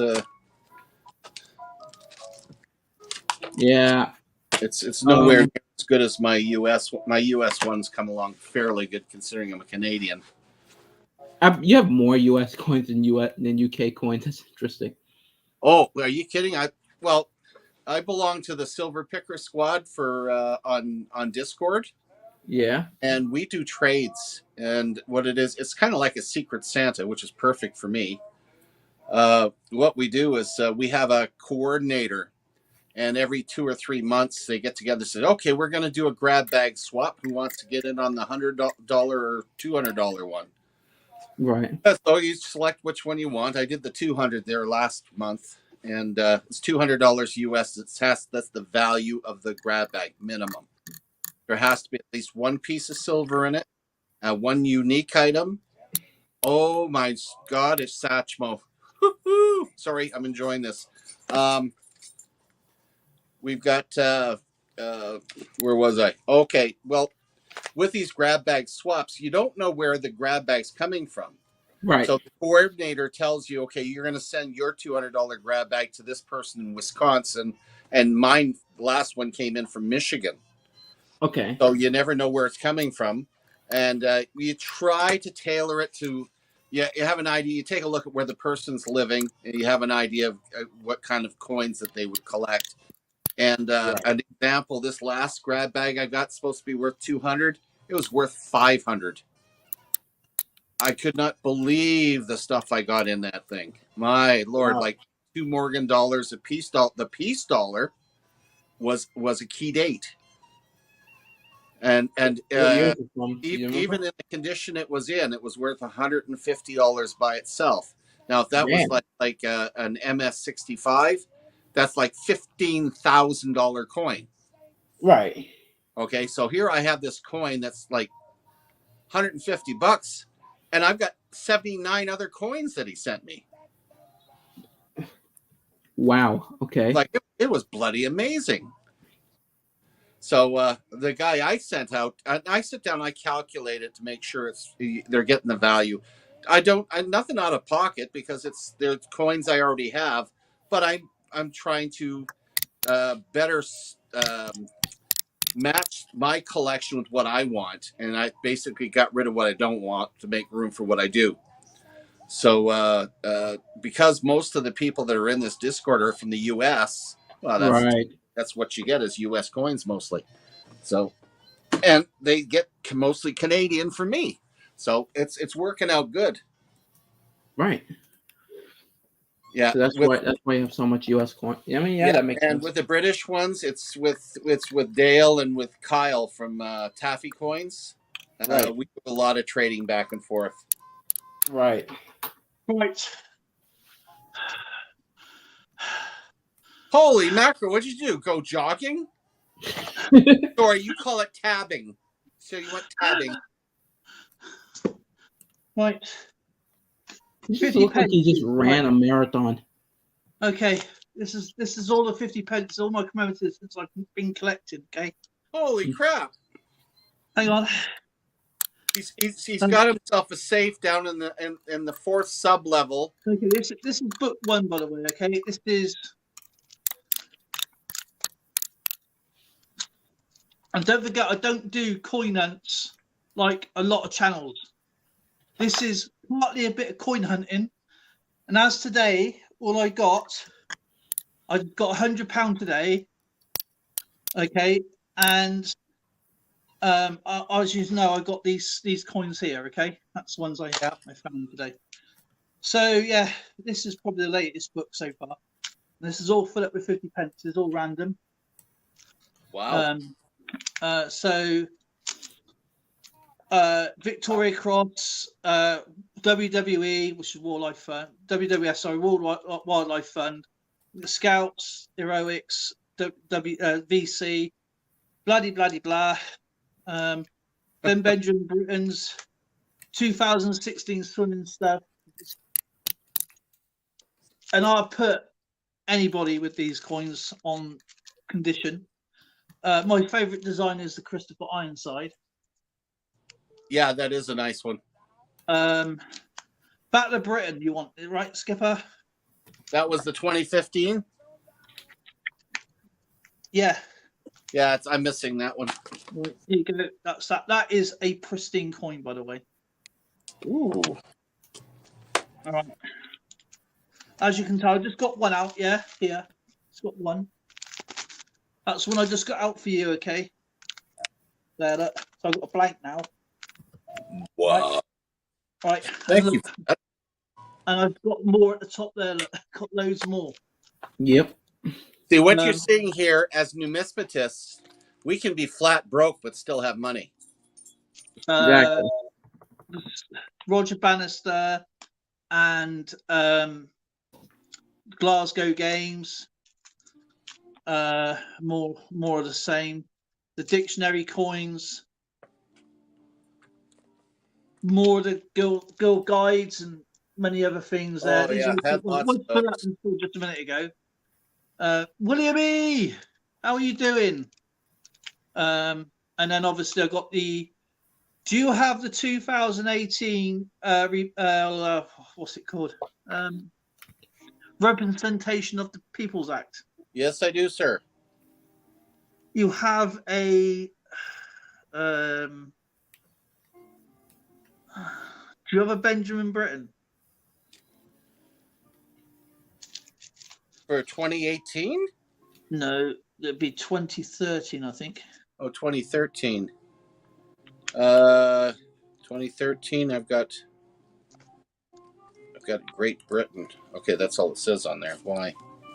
Okay, yeah. Oh, it's just a generic one. It's just got the bottom of the shield. It'd be like it looked like this. It's musical notes going across it.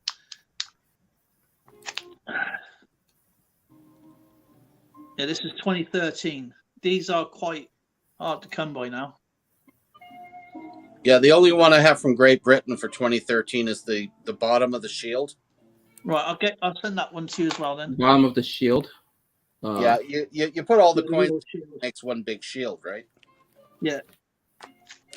So, okay. Yeah. Before that is my Another latest one. coin is before that is. Yeah, I got a 50 pence from like 2013. That's like my second recent one. Yeah, the oldest 50p I have is 1997. After that, it's 2006. I have a VC. You have no older 50 pences, the large ones. Yeah, I feel like I have. Hold on. I don't have any 2012s. No 2015s. I got Right, I'm gonna 2018 and 19 aren't bad. What I'm going to do, Skipper, when we're chatting away on offline, Yeah, let me know what you got. I'll write them down and I'll see what I have in my do the collection. same with the Canadian that you need to. All of them. So that way. See, this is how we do it. This is how we do it. This is where we with our collection. What are we missing in my British? What is he missing in his Canadian? And we just swap back and forth. Skipper, you know I don't mind what coin you send. I'm still going to keep it. I know. I mean- You are quite the pack rat when it comes to coinage. I don't. I mean, unless I've got obviously. I mean, these coins here is what I've found. What I do, I'll put these ones back so I don't lose them. And then once we go through them together. We'll do your British ones first, and I'll go through the Canadian. Because with Canadians, I don't know what I have in the order that I have my British ones in. So, and then we go through from start to finish. James, right. And then the ones I can get for you, I will buy here because they're going to be 4 times as expensive as you getting them. Yeah. So I will buy them here, and I will send them to you. So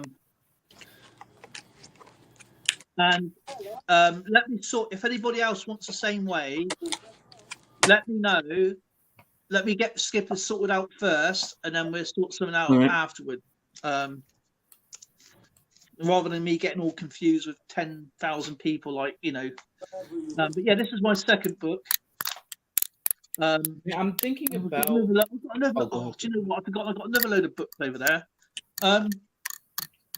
Yeah, there's just another load. There's 2. Look, so that's 2 books. They're all full up with 50p's, not one gap, but they will be soon. Thanks to Skipper. Yeah. Did I show you Skipper. at the last Numismatic Society meeting I went to? I picked up Where? a sheet of halfpennies, British halfpennies. And you bought a lot of them. 35 through 54 for $5. Wait, the ones with the ship on it? No. Oh, wait a minute. Hold on. From like the 50s? Yeah, some of them have ships. Yeah. In fact, they all have. Hey. Yeah. I actually do like those ones, to be honest with you. I think that's a good design because I kind of like those 17th century ships. Look at that! Holy crap! These are the old £1 coins that I was talking about. From like the 90s. No, these have been from 1983 to 2000, and I think I have one of those. Isn't that my £1 coin like from that era?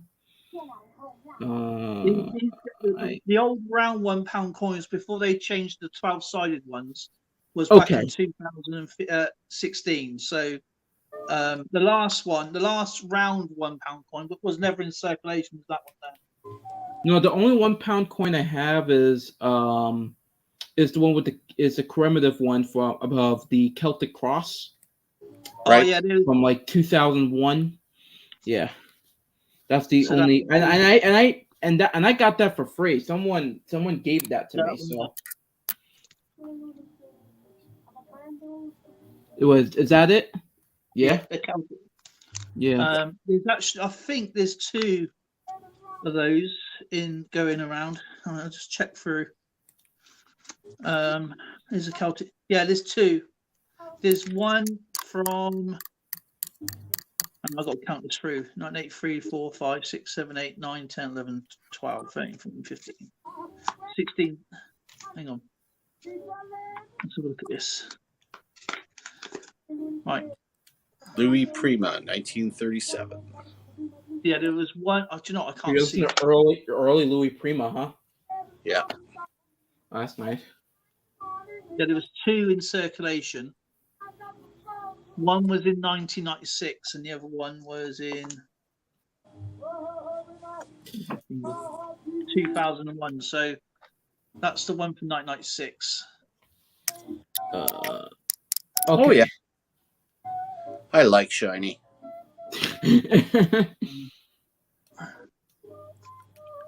Dale, you're funny. I'm not Dale.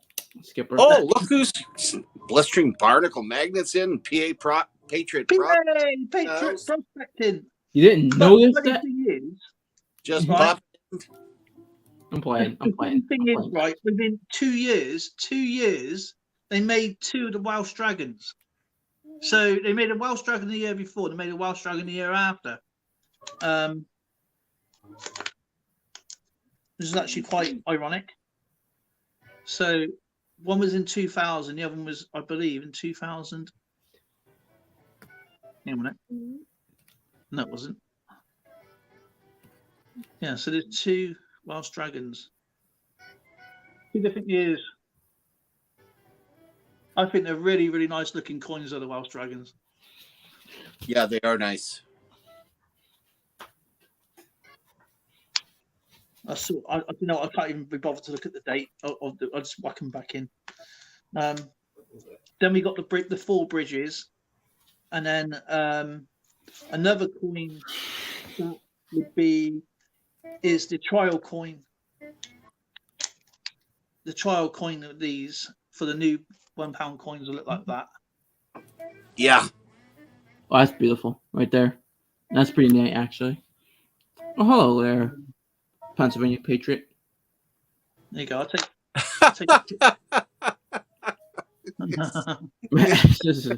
Okay. There you go. It's probably easier me taking a picture, to be honest. I got a tattoo on my derriere. Does that mean my arse is dragon? Okay. Yeah, that's what it looks like. Yeah, that shows it a lot better. Where is it? It's a trial piece. What it is, they make them to when they change the coin over the design. Mhm. They made 250,000 of these to send off to companies to test out their vending machines. We did the same thing here. That's why a lot of the coins have a P on it. Unlike the United States with P, like Philadelphia, no. And Philly coins normally don't have a mint mark, but our Right. P Most of the coin time. all for testing out the vending machines. And the last That's what round, they're- oh, interesting. the last round £1 coin was this one. Skipper. Oh, never mind. I'm sorry. There you go. That is the last round £1 coin. It was never in circulation. Oh, good steak! I hate this room. Oh wow. Okay. You said the last. Yeah, £1 coin? last round £1 coin. So yeah, that was. These were never in circulation. And you have it? I got 2 of them. I got one in a pack, and I took one out of a pack to put in my to fill in the gaps, and then it went into 2016 was when they released the £1 coins. Even though some have 2017 and some have 2016, people say they're error coins, but you got to understand they pre-make the coins before they go out release, so they go out and release a year later. And of course, people were selling them for trying to sell them for ridiculous amounts of money, from your average 3-figure numbers to phone numbers. You know what I mean? So, Right. and this is the first one. So here we go. That's what they look like now. I actually like that design too. That's sharp. Do you know, I can't stand it, to be honest. Really? What is it? You think it's too busy? Better than the one that looks like a brain. I understand why they did it.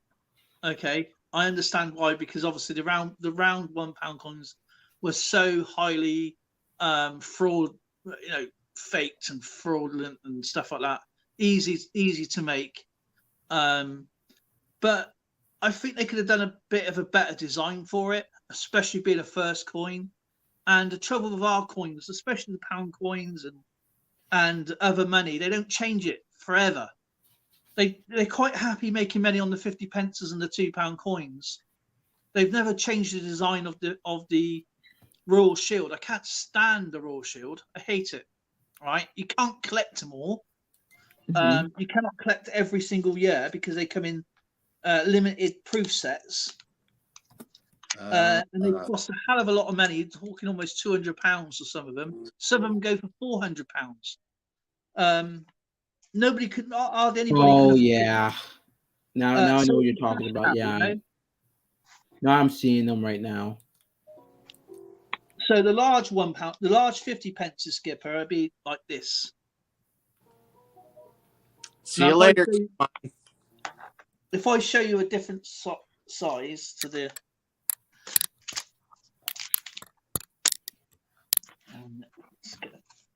bloody move. I've got to put all this back yet. Oh God. Um, I know the feeling when I start pulling all yeah, my same here.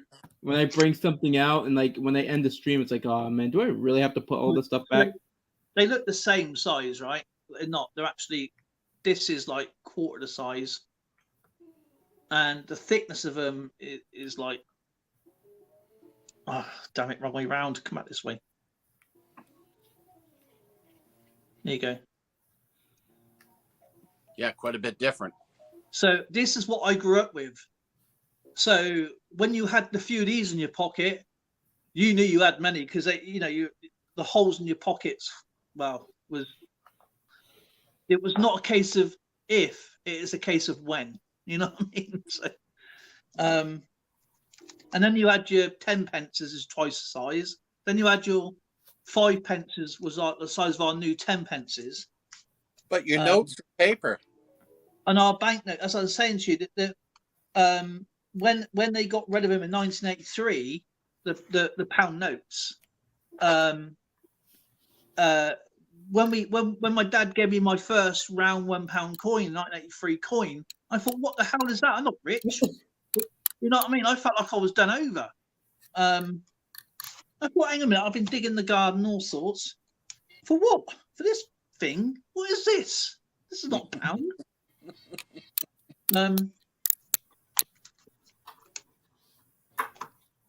But this bit of money here, this 50p coin, and blistering, and Christopher Ty would tell you, this will get you for swimming, a bus fare, some sweets. I had to put 25p into the bank every week. Okay, I had to put half of this into my post office bank, and I'll be doing loads of chores to earn this, and that got me through Saturday to Sunday until I got my 10 pence on a Wednesday. And the reason why the parents used to give me a 10 pence on the Wednesday is because they knew the shops were shut. Right. Until the Saturday. So it's funny. It's funny you mentioned that because I remember having 50 cents in my pocket. 20 cents of it would pay for my bus fare to the theater and back. Then I'd be able to buy my way into the theater, get myself a hamburger and a pop and a thing of popcorn. Imagine living in a time where things actually cost 50 cents. Yeah, it's easy. Yeah. I was joking because it's like I never lived in a time that I had something like that. So. I'll tell you, and it seems like yesterday to me, of course. Yeah. My first apartment was furnished, and it cost me $50 a month. Wow. Yeah, yeah, and wow. 24 bottles of beer for $5.40. Now this is free full. Wow. Of 50 pences. You could use that for weightlifting. I can't skip this. That's funny. Over there. Okay. This is now 5 books. 4 books. Dale, Mrs. Patriot wants a coin with the queen on it. Okay. Can we do something? He says. Oh, okay. You know I will. I do. If I can, you know I will. So it's not a problem.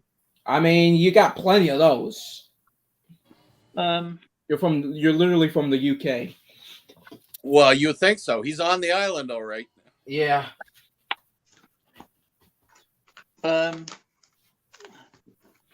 And I'm changing my books over, as you know. So I do have all the 1 pences, the 2 pences, the half pences. Right, okay. Hang on a minute. And I forgot to bring more books over, by the way. I don't know why I even bothered bringing that book over. That's stupid. That was a waste of blinking effort, wasn't it? Oh, Benny Goodman. Oh, this guy's amazing. I can't breathe. Sorry, I'm being on great music. Okay, now this is a full book of Beatrix Potter. Oh yes, the Beatrice no, Beatrice. I don't get rid of these because these are really, really hard to find. Yeah. Oh yeah. And some of these are really, really expensive. Did you find the Stun Bunny? The what, bunny? The Stun Bunny. No, I don't know what that Coin, is. that's the coin that got run over by the car. That you're talking about Bright Eyes. That was Simon and Garfunkel, wasn't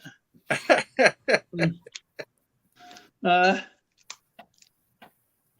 Yeah, Beatrix Potter. I got them all. I got them all a few times. But some are really. I like the. I mean, I don't know nothing about Beatrix Potter. Yeah. Well, my oldest children grew up with those books. So yeah, these are quite expensive. I got one book. As you can tell, this is just a little bit more to go yet. These are all £2 coins. Full up. I have a couple of £2 coins. Wow. Look at that. Oh man, look at that. Yeah, it's Skipper. yes. So I'm getting I'm at least I'm thinking about getting, right?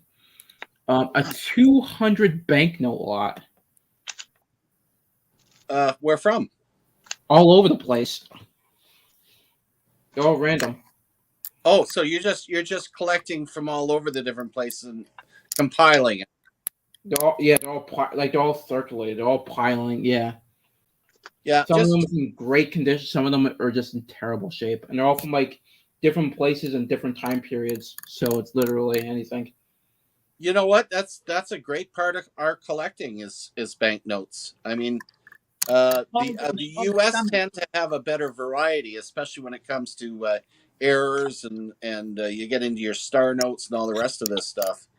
But that's where I need to figure out because I don't know the banknote, and I know American banknotes, but I just don't know the whole just the errors when it comes to. Go ahead. Just pick up one of the books. Get them at any of your local coin shops or even online.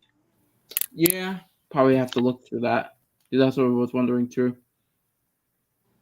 So yeah, that's all £2 coins in that book as well, all mixed up. Another book. So that is my fourth book full up with £2 coins.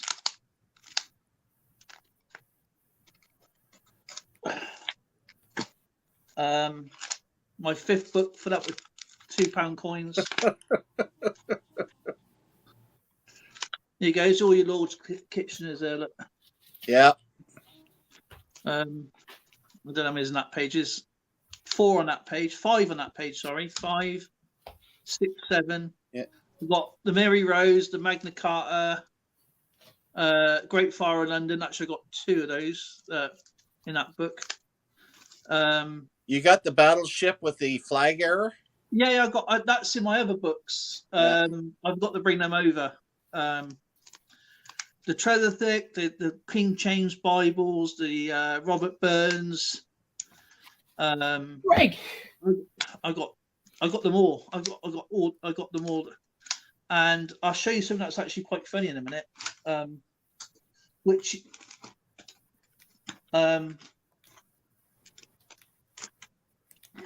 gosh. Here you go. I've got all the 5 pences. So this is my 5p from the start, from 1968 all the way through. All of them there. And how long have you been collecting now, Dale? How many times have I been around the earth? On and off, about. I started playing with coins when I was about 7, 8 years old. So your whole life pretty well. Yeah, but when obviously when I got into my teens and stuff, it went off and it went on and went off. As you do, But I never got rid of anything apart from when I was here. But when I was like doing the auctions with Dean, it was breaking my heart. You know what I mean? Because I was thinking, I don't want to do this. I felt like I was being forced to do something I didn't want to do.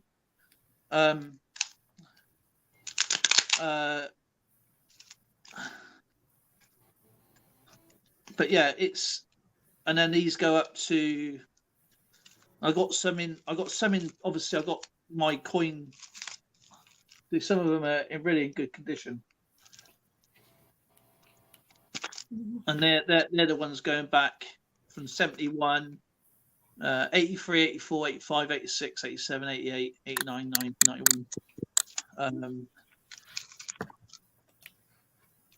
Oh, Um, my kids know that I grew up in the wrong generation because they grew up with big band. So they know big band music. You know, people like Duke Ellington. And like, oh my God, just amazing. I'm in the wrong. I was born in the wrong generation. You think so too? Thank goodness I got to enjoy it though. I mean, such recordings. Yes, thank you. That's why I have my 78s here. Oh, I've got more 50 pences in. I've got to fill this book up, by the way. So what's that? My 650p book. And then I got more. And then I've got my oh damn it! I've got more bits that's pot there. yeah. So that's all full up as well. So that's 2 lots of filled bits as potters. You know, you're very lucky you have trusting ladies in the house because I got to lock mine up. Because that's super shopping money. Holy mackerel. There's 2 £2 coins I need to get, but they're not that important for me to rush off and get them. They're the old £2 coins. The old £2 coins look like this.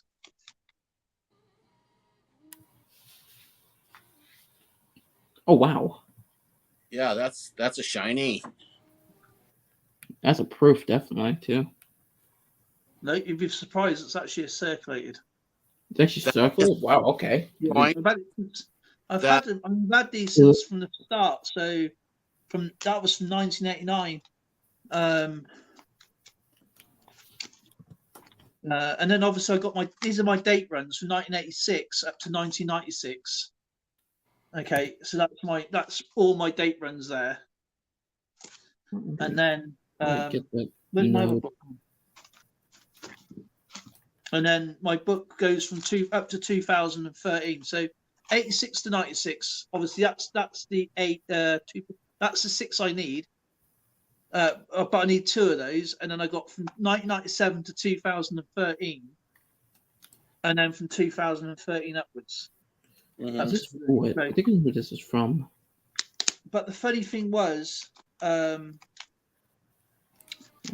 actually I can show you now. Yeah, I did 2015 Battleship. Now this is the one that is the error one. Now it's got the flag on it. Right. See it just on your right, I believe. So it'd be that this side. And the other one should have it. People say it's the HMS Belfast, which it isn't. I've actually asked the Royal Mint for this, and they said no, it's just a ship. It's nothing. No. It's a generic ship. No, just a generic ship. Yeah. Just generic. Yeah, that's. Okay. So I don't know if you can see it very well, but you'll have the error is on this coin, and it has the flag or whatever you want to call it, or the error to the left of the mast, as where the other one, the actual one, doesn't. Mm-hmm. Fingers are so shiny, don't do it justice. So it doesn't have it on there. Actually, I'll take a picture. If I can take a picture of the actual on a one big pile. It's like, I'm sorry, I'm just looking on eBay right now.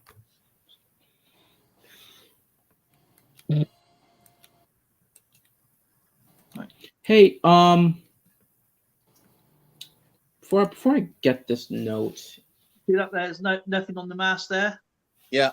If we roll it over, see it on the mast. Mm-hmm. And it's out of shape as well. Look, notice that. See the circle and on the on the nickel there.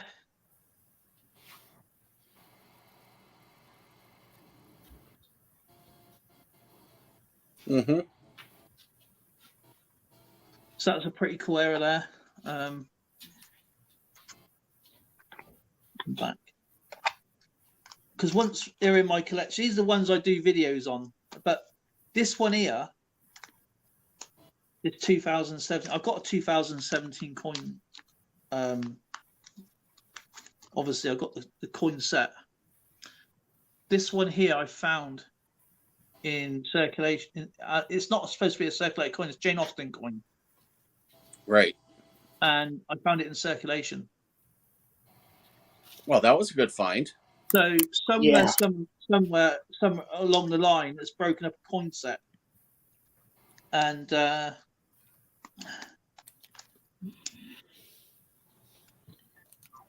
doubt that you guys have this, but do you guys have this or no? I feel like Have what? I'm gonna show it right now. Okay. I'm very curious. Jimmy Lunsford and his dance orchestra.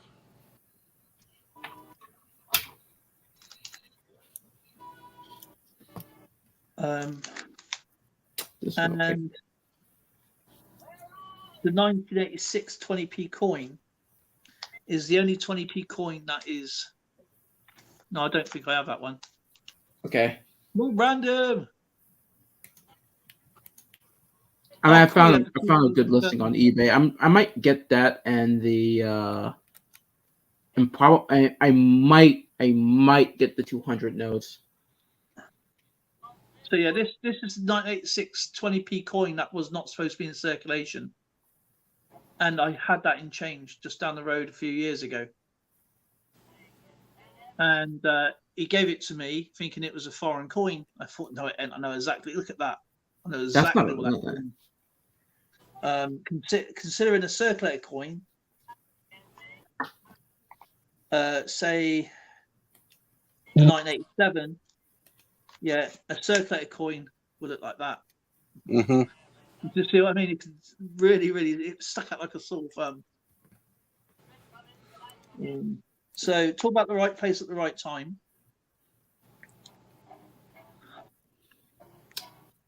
You saw what Rob Random said there, eh? Yeah, he had a 2013. I want an Alaman 20p. Before, I don't really collect.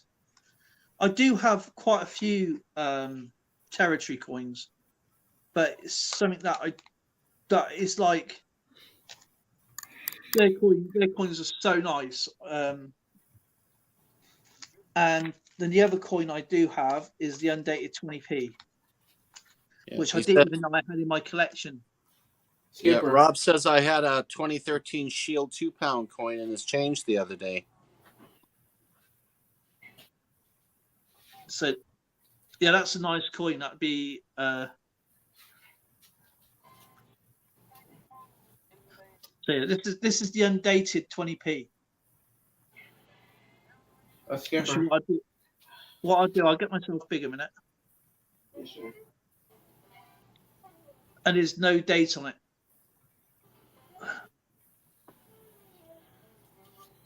But these were made by error in 2008. And there's only 250,000 these in existence. With no date. Yeah, with no date on it. So Skipper, like this lot right here, I'm getting this like this lot right here. Yeah. Yeah, I'm not sure if you see it, but this is the lot. Oh, yeah. We'll have to switch screens here. Yeah. Yeah, I don't know how much it's worth now. So yeah, I got the 2008 Christopher Ironside, the 2008 Matthew Dent, and the undated 2008. And it goes all the way up. That's all my 20 pences until whenever they stop. Mm-hmm. And then my pennies, I got as I said, I'm just doing these are my half pences that would have been there, and these are my pennies. You have a really good collection, though, Dale. That's pretty neat. It's actually got me floored. It's so huge. Like, wow. Did you say board, Skipper? No, so huge. Okay. I'm floored. Oh, floor. What the say? I mean, the only thing is, at this stage of the game, especially being outside the U.S., coin roll hunts aren't as much fun up here, or Great Britain. They don't even have rolls; they got bags. Yeah. But there's no we don't in bank wrapped rolls in Canada. You'll never find silver because they've taken the silver out. Oh, right. you'll- Because I know George he found some. Oh, never mind. Oh, only in customer wrapped rolls. If you get a customer, Oh, okay. but bank wrapped rolls, no, you'll never find it. So it's Like they just What? took the silver coins just out of there. Like, yeah, there's none. If they find Canadian government finds silver, it's gone. Wow, that is sad to be honest. Yeah, so all the bank wrapped rolls are clad. That's it. I can see why it's not fun. Yeah, you can go for commemoratives and stuff like that. Fine, you get some, but it's not the same. It's not the same at all. Not the same. Yeah. That's why I love all these little things on YouTube where we have different channels that have giveaways and stuff, and you end up picking up the odd silver piece. I mean, me personally, as you know, how I collect, is that, you know, I look for something old, something unique, something that sticks out. You know, I don't necessarily go, right, I'm going to collect all these. I'm going to collect that set, because if you're stuck on one set, you can be missing out on something else that's really, really cool. And people do concentrate on collecting one country and then go on to another country, then go on to another country. I mean, there's no race. There's no. There is no race. You know, and I'm a firm believer as well. It was when you're collecting coins or stamps or cards or anything, right? Because one person's got an amazing coin and paid so much for it, and then you may go out and find that coin just in better condition for quarter the price, is because they wanted that coin there and then, as well. If you're patient and you search and search and search, because you know, I found amazing coins for pence rather than pounds. And I've, you know, with me and Skipper and a few others, if anybody needs anything, if I've got it, and you know, I'm not asking a lot in return or anything in return. If I've got it, I'll send it. But it's like me and Skipper, he sent me amazing stuff, and I still would never ever be able to repay him back. You know what I mean? You too, buddy. But I try and put a run together for him. You know, I've done the sixpences for him. I sent him out a King George V coin, a proper real pirate cob, from the 16th century, I believe. You know, I try and put something together for him that is unique. Because when he sends me stuff, you know, I'm blown away. You know, when people send me stuff out, I was looking at the stuff I had, and I'll show my friend. I dropped all my stuff on the floor, so I've had to revamp everything. Usually, that's my thing.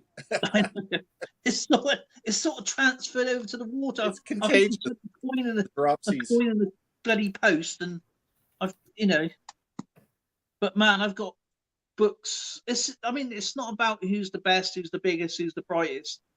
It's about enjoying yourself and having fun. You know, that's my version of collection. And I collect various things, you know, coins. I'll tell you, I mean, look at this. This is my banknote book, ready? For my American stuff. A wedding book. Right? You're married to your note. How I do it, you see.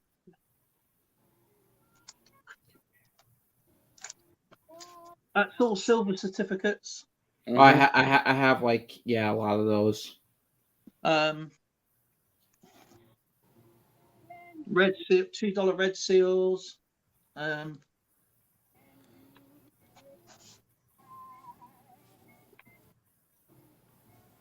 Is that Star- Billie Holiday in the background? I'm sorry. Sounds like her. So yeah, these are all like, and I have a load more of it.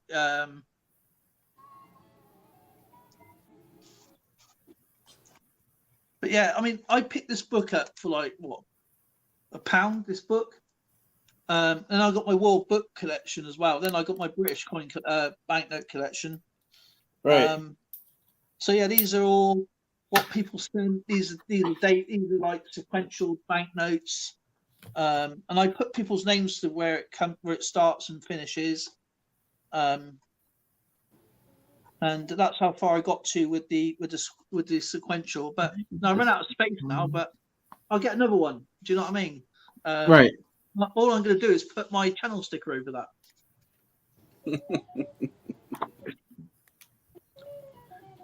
It's amazing how you can find these albums. I mean, you don't have to spend a fortune on them. That My World one cost me $7. And this is all my German ones in here. I've still got a load more German stuff to go in here. I just haven't got them out yet, but these are the ones I had on hand. So, and they're non-sticky as well, so the banknote is not gonna be affected. Funny, the chat's talking about Pez dispensers, and I watched one of the Pawn Stars episodes where the guy tried to sell his entire collection of Pez, and they just kind of sloughed him off. Going, no, I don't understand this stuff enough. I'm tried to pay bottom dollar for his stuff. Don't know why anybody would try to sell to a pawn shop anyway. No, I wouldn't. I would say a coin shop would be the most stuff like that. You know what? Coin stores are good, but again, they have to make a profit. The best ones are either private deals, as long as you know who it is you're dealing with, or you go to places that are not brick and mortar locations. For instance, we have a flea market here. It's called a super flea market. Right. He's there Saturday and Sunday, has his own area. Because his operating costs are so low, you can go in there and get some extremely good bargains in your coins. Oh wow, okay. You know, the other thing to do is garage sales. Wander around to different garage sales. If you can't pick up any coins, a lot of times they're selling silver. Oh yeah, I know that. I mean, I know where to get them, but I'm just saying where to sell them. Sell them either through a dealer or through our community here. You probably get better prices through the community. Right. Again, dealers are not going to be paying retail. They want to they'll pay you, a little bit lower than you would want. Okay. If you're interested in buying coins, I suggest, like with me, I phone up coin stores that I find on the internet or in my coin book. I get a monthly coin book, and I look through, and some places have coins for so long they're willing to get rid of them. Okay, yep. So if you say, "Oh, what could you do for say $40 for argument's sake?" and they say, "Oh, we'll put some of these together," and say, "Right, okay then." And some of them you pay. They might even do like free posting. Like I do. I get some. I go around about 5 or 6 coin shops that I know do free posting because I've dealt with them for so long and for so many years. The last 2 months, I went to a new one, bought a bunch of coins, and these are for my memberships. And I've paid for the coins. They haven't updated because it's done through the website. They haven't updated the website, and the next couple, like week later, or the week and a half later, I get a return on my money saying that the coins have been gone by somebody's walked into their shop. And it's frustrated me. That's why I put a post up, because now I've gone to my regular ones and because they ran out of coins, now they got a few more coins there, and some of them are silver, some of them are really old. I'll try and get something decent for everybody. Mhm. And now I can do I'm behind with April and May's memberships, and it's something that I like to give back, because some people on memberships don't give anything back. And I like to say thank you to people, I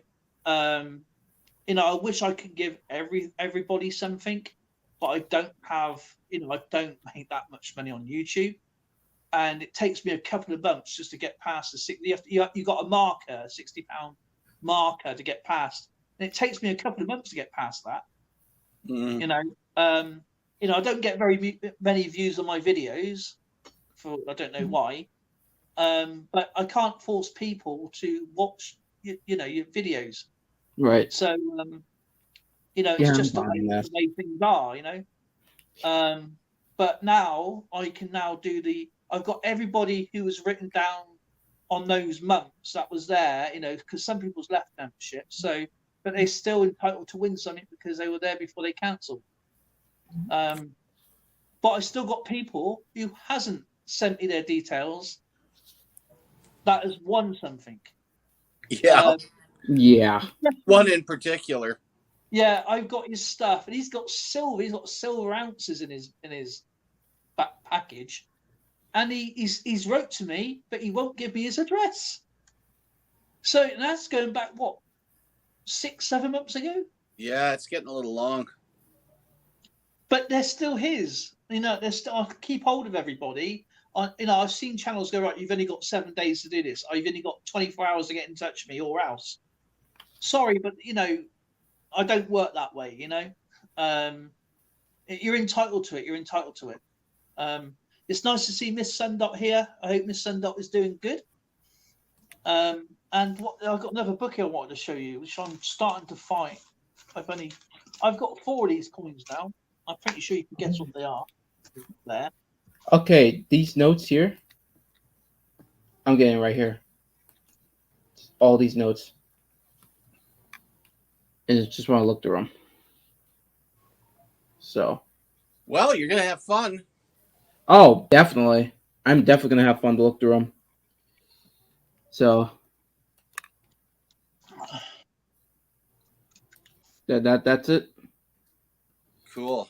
Yeah, so I just want to know that I'm Maybe getting all those notes. Found out later it should have been buried with the member. Found out later it should have been buried with the member. And then, so how was Mr. I think I Brown? might live stream it too, Skipper, when I get them to, if I do get them. Oh, that'd be great. So I'm doing my Charles III ones now. And I got his first issue stamps as well there. Look. See, what is this as well?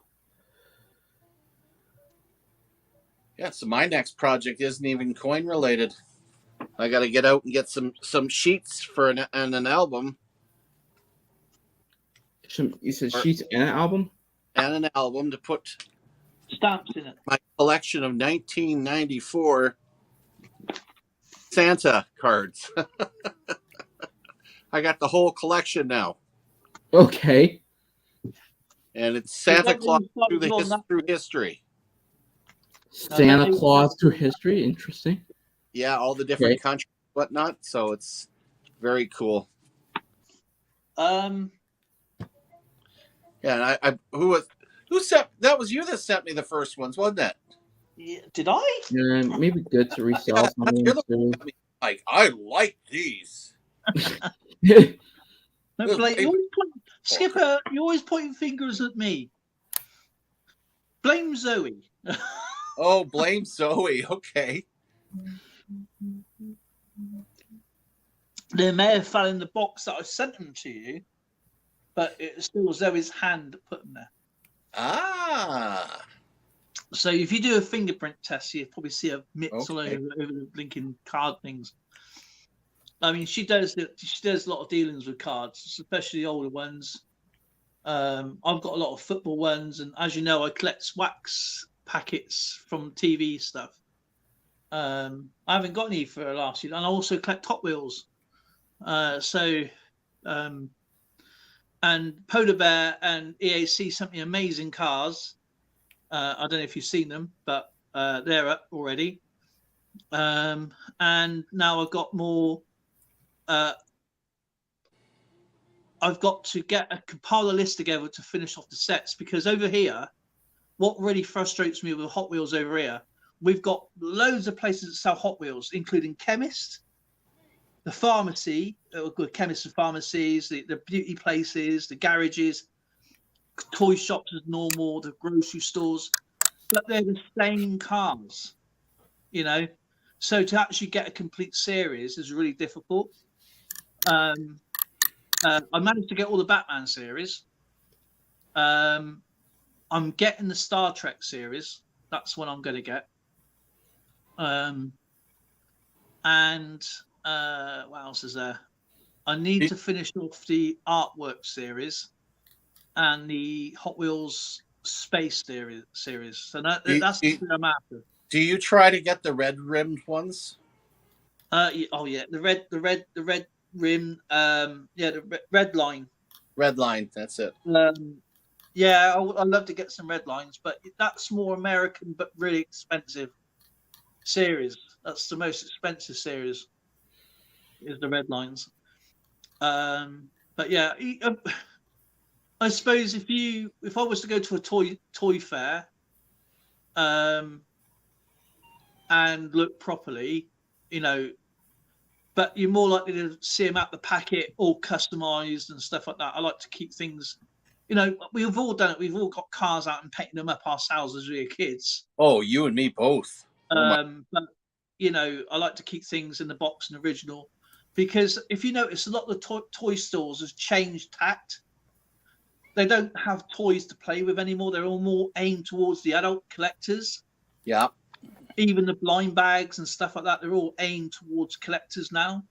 I had an original AMC Star Trek Enterprise. Yeah, you did. Original that I blew up with my firecrackers. And do you know what he paid that with? His silver. Yeah, with my silver. I cashed in all my silver dollars. I can't believe it. I was an idiot. Went up in smoke. But, you know, it was just one of those times that, you know, you did what you did, didn't you? So. Yep. I had a lot of airplanes, too. My goodness. I had a 2-foot BA Baracus, right? Because when I was a kid, I used to like collecting Action Man. And I had Action Man, I had the tank, I had the helicopter I couldn't really play with. Because, you know, you have a little arm, you got rotors the size of whatever, the rotors will spin around and keep it in the face. You have to keep pressing the button, you know, to make the rotors go around, and the rotors will keep whacking in the face. And obviously it fitted an Action Man, so, you know, you got a big action. But this big BA Baracus thing, my brother, I went into the shed to go and get something, and I saw my BA Baracus completely destroyed. My brother got an air gun to it, and he fired the air gun through the blinking shed to try and hit it. But yeah, it was completely obliterated. So I was, you know, pretty upset about that, because that used to be in my room, and it's just stand like that with all its gold tuners on. My cousin, he paid a lot of money to have a full-size Darth Vader. Ooh. And guys, I'm sorry to why have you bought that interrupt, for? Where are you but, going to stick that? It was like a big bang thing. He goes, you know, his wife goes, "What the hell are you going to do? What are you going to do with that exactly?" Because I'm going to stick it there. He goes, "Yeah, but you can't exactly play with it. You know, it's like a stiff dummy of Darth Vader." And he goes, "Why on earth have you bought that?" Because don't mind you buying stuff like this, but what are you going to do with it? You're just going to sit there and collect dust. And of course, he gets a whack by going, "Well, you're the one who's going to dust it." I would way rather have the Predator. guys, I'm sorry to interrupt, but I'm gonna head off. Sorry if I haven't talked anything. I was just looking through You know No. what? Oh, That's eBay. okay. I'm actually heading off too. I'm gonna get some of my tummy medicine since I got food Tummy poisoning. medicine. Okay, you just said that. I'm like, oh, I didn't know there was a Star. Yeah, the Star Trek series is really, really cool. I'm just going to show EAC the Star Trek series of Hot Wheels. oh. But yeah, guys, I'll see you guys. Okay. when you Don't guys be a stranger, bud. All right, I'll see you. Yeah, take Yeah, care, Dale. brother. You look Cheers. after yourself. All right, you too. And then there was two.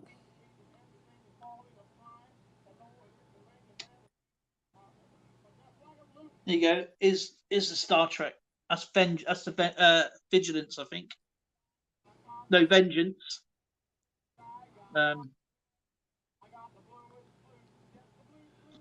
And then there is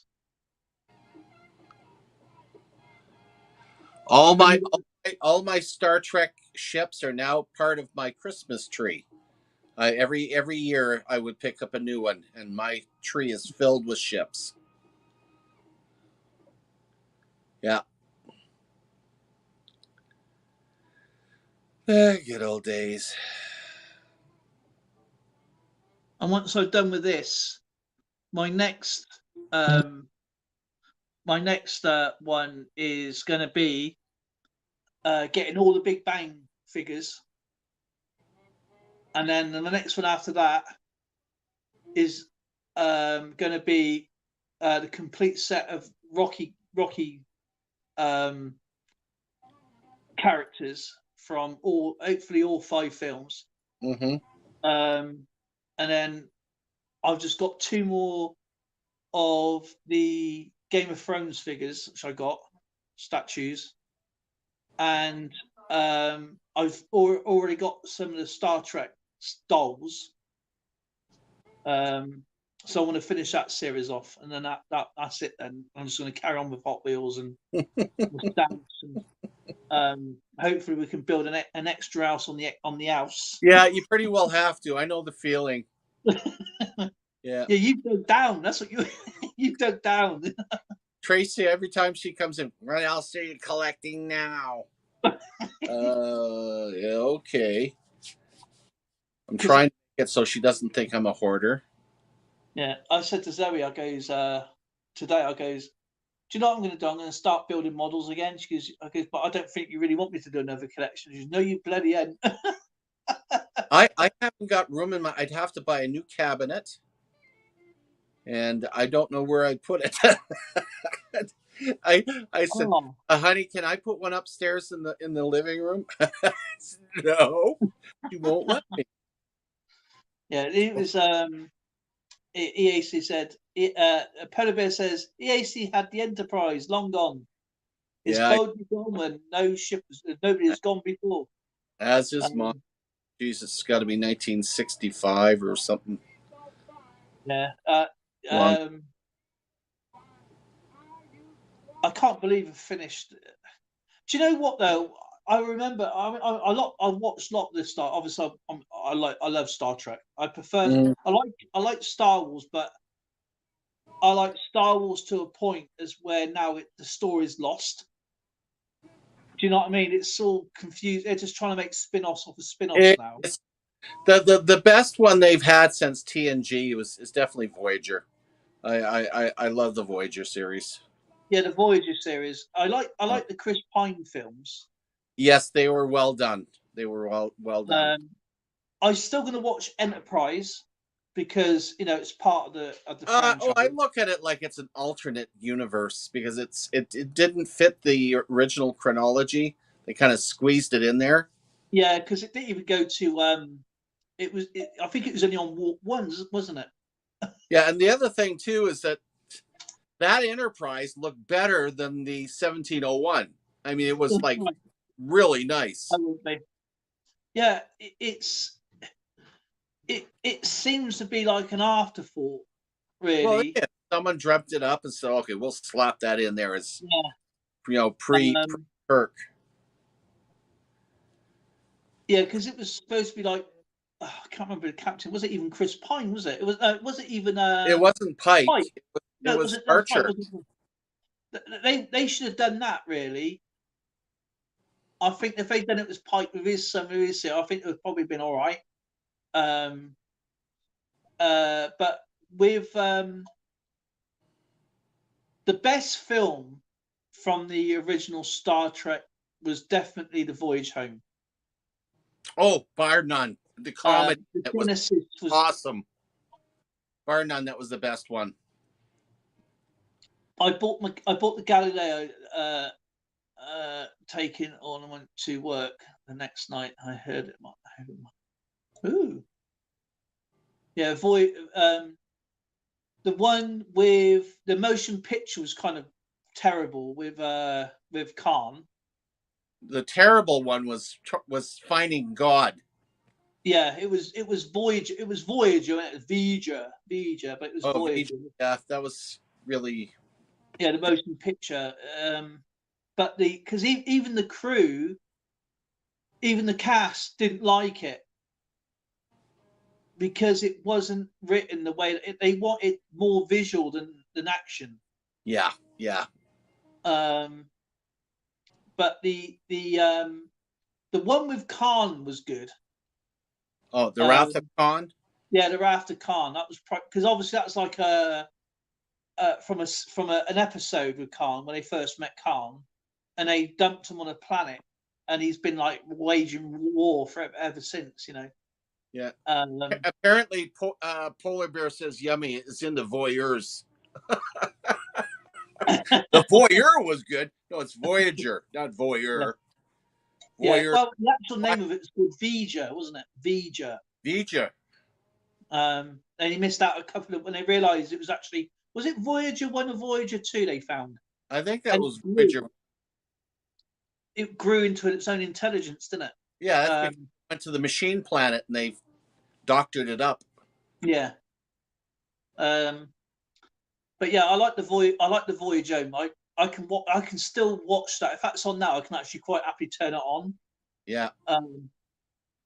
Because it was just, as you said, in the Cold War, you had a Russian running around a blinking nuclear aircraft carrier looking for the nuclear. Yes.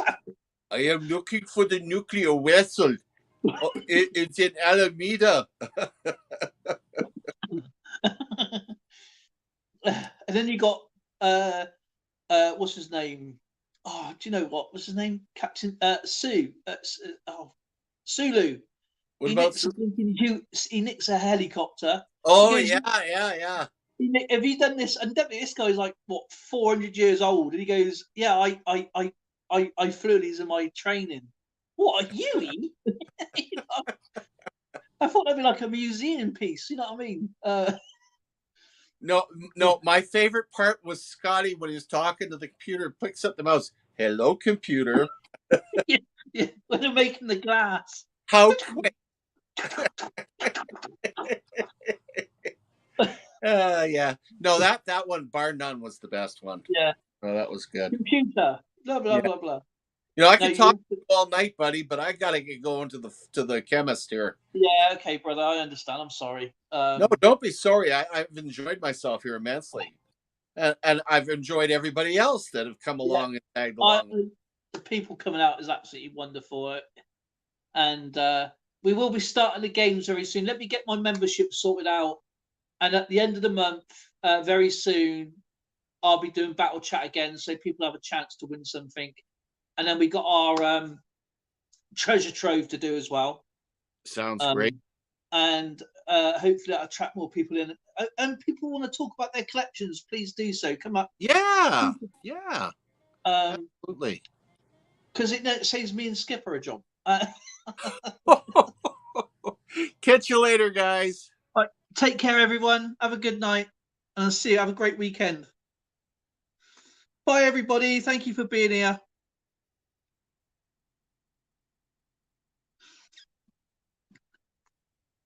Take care.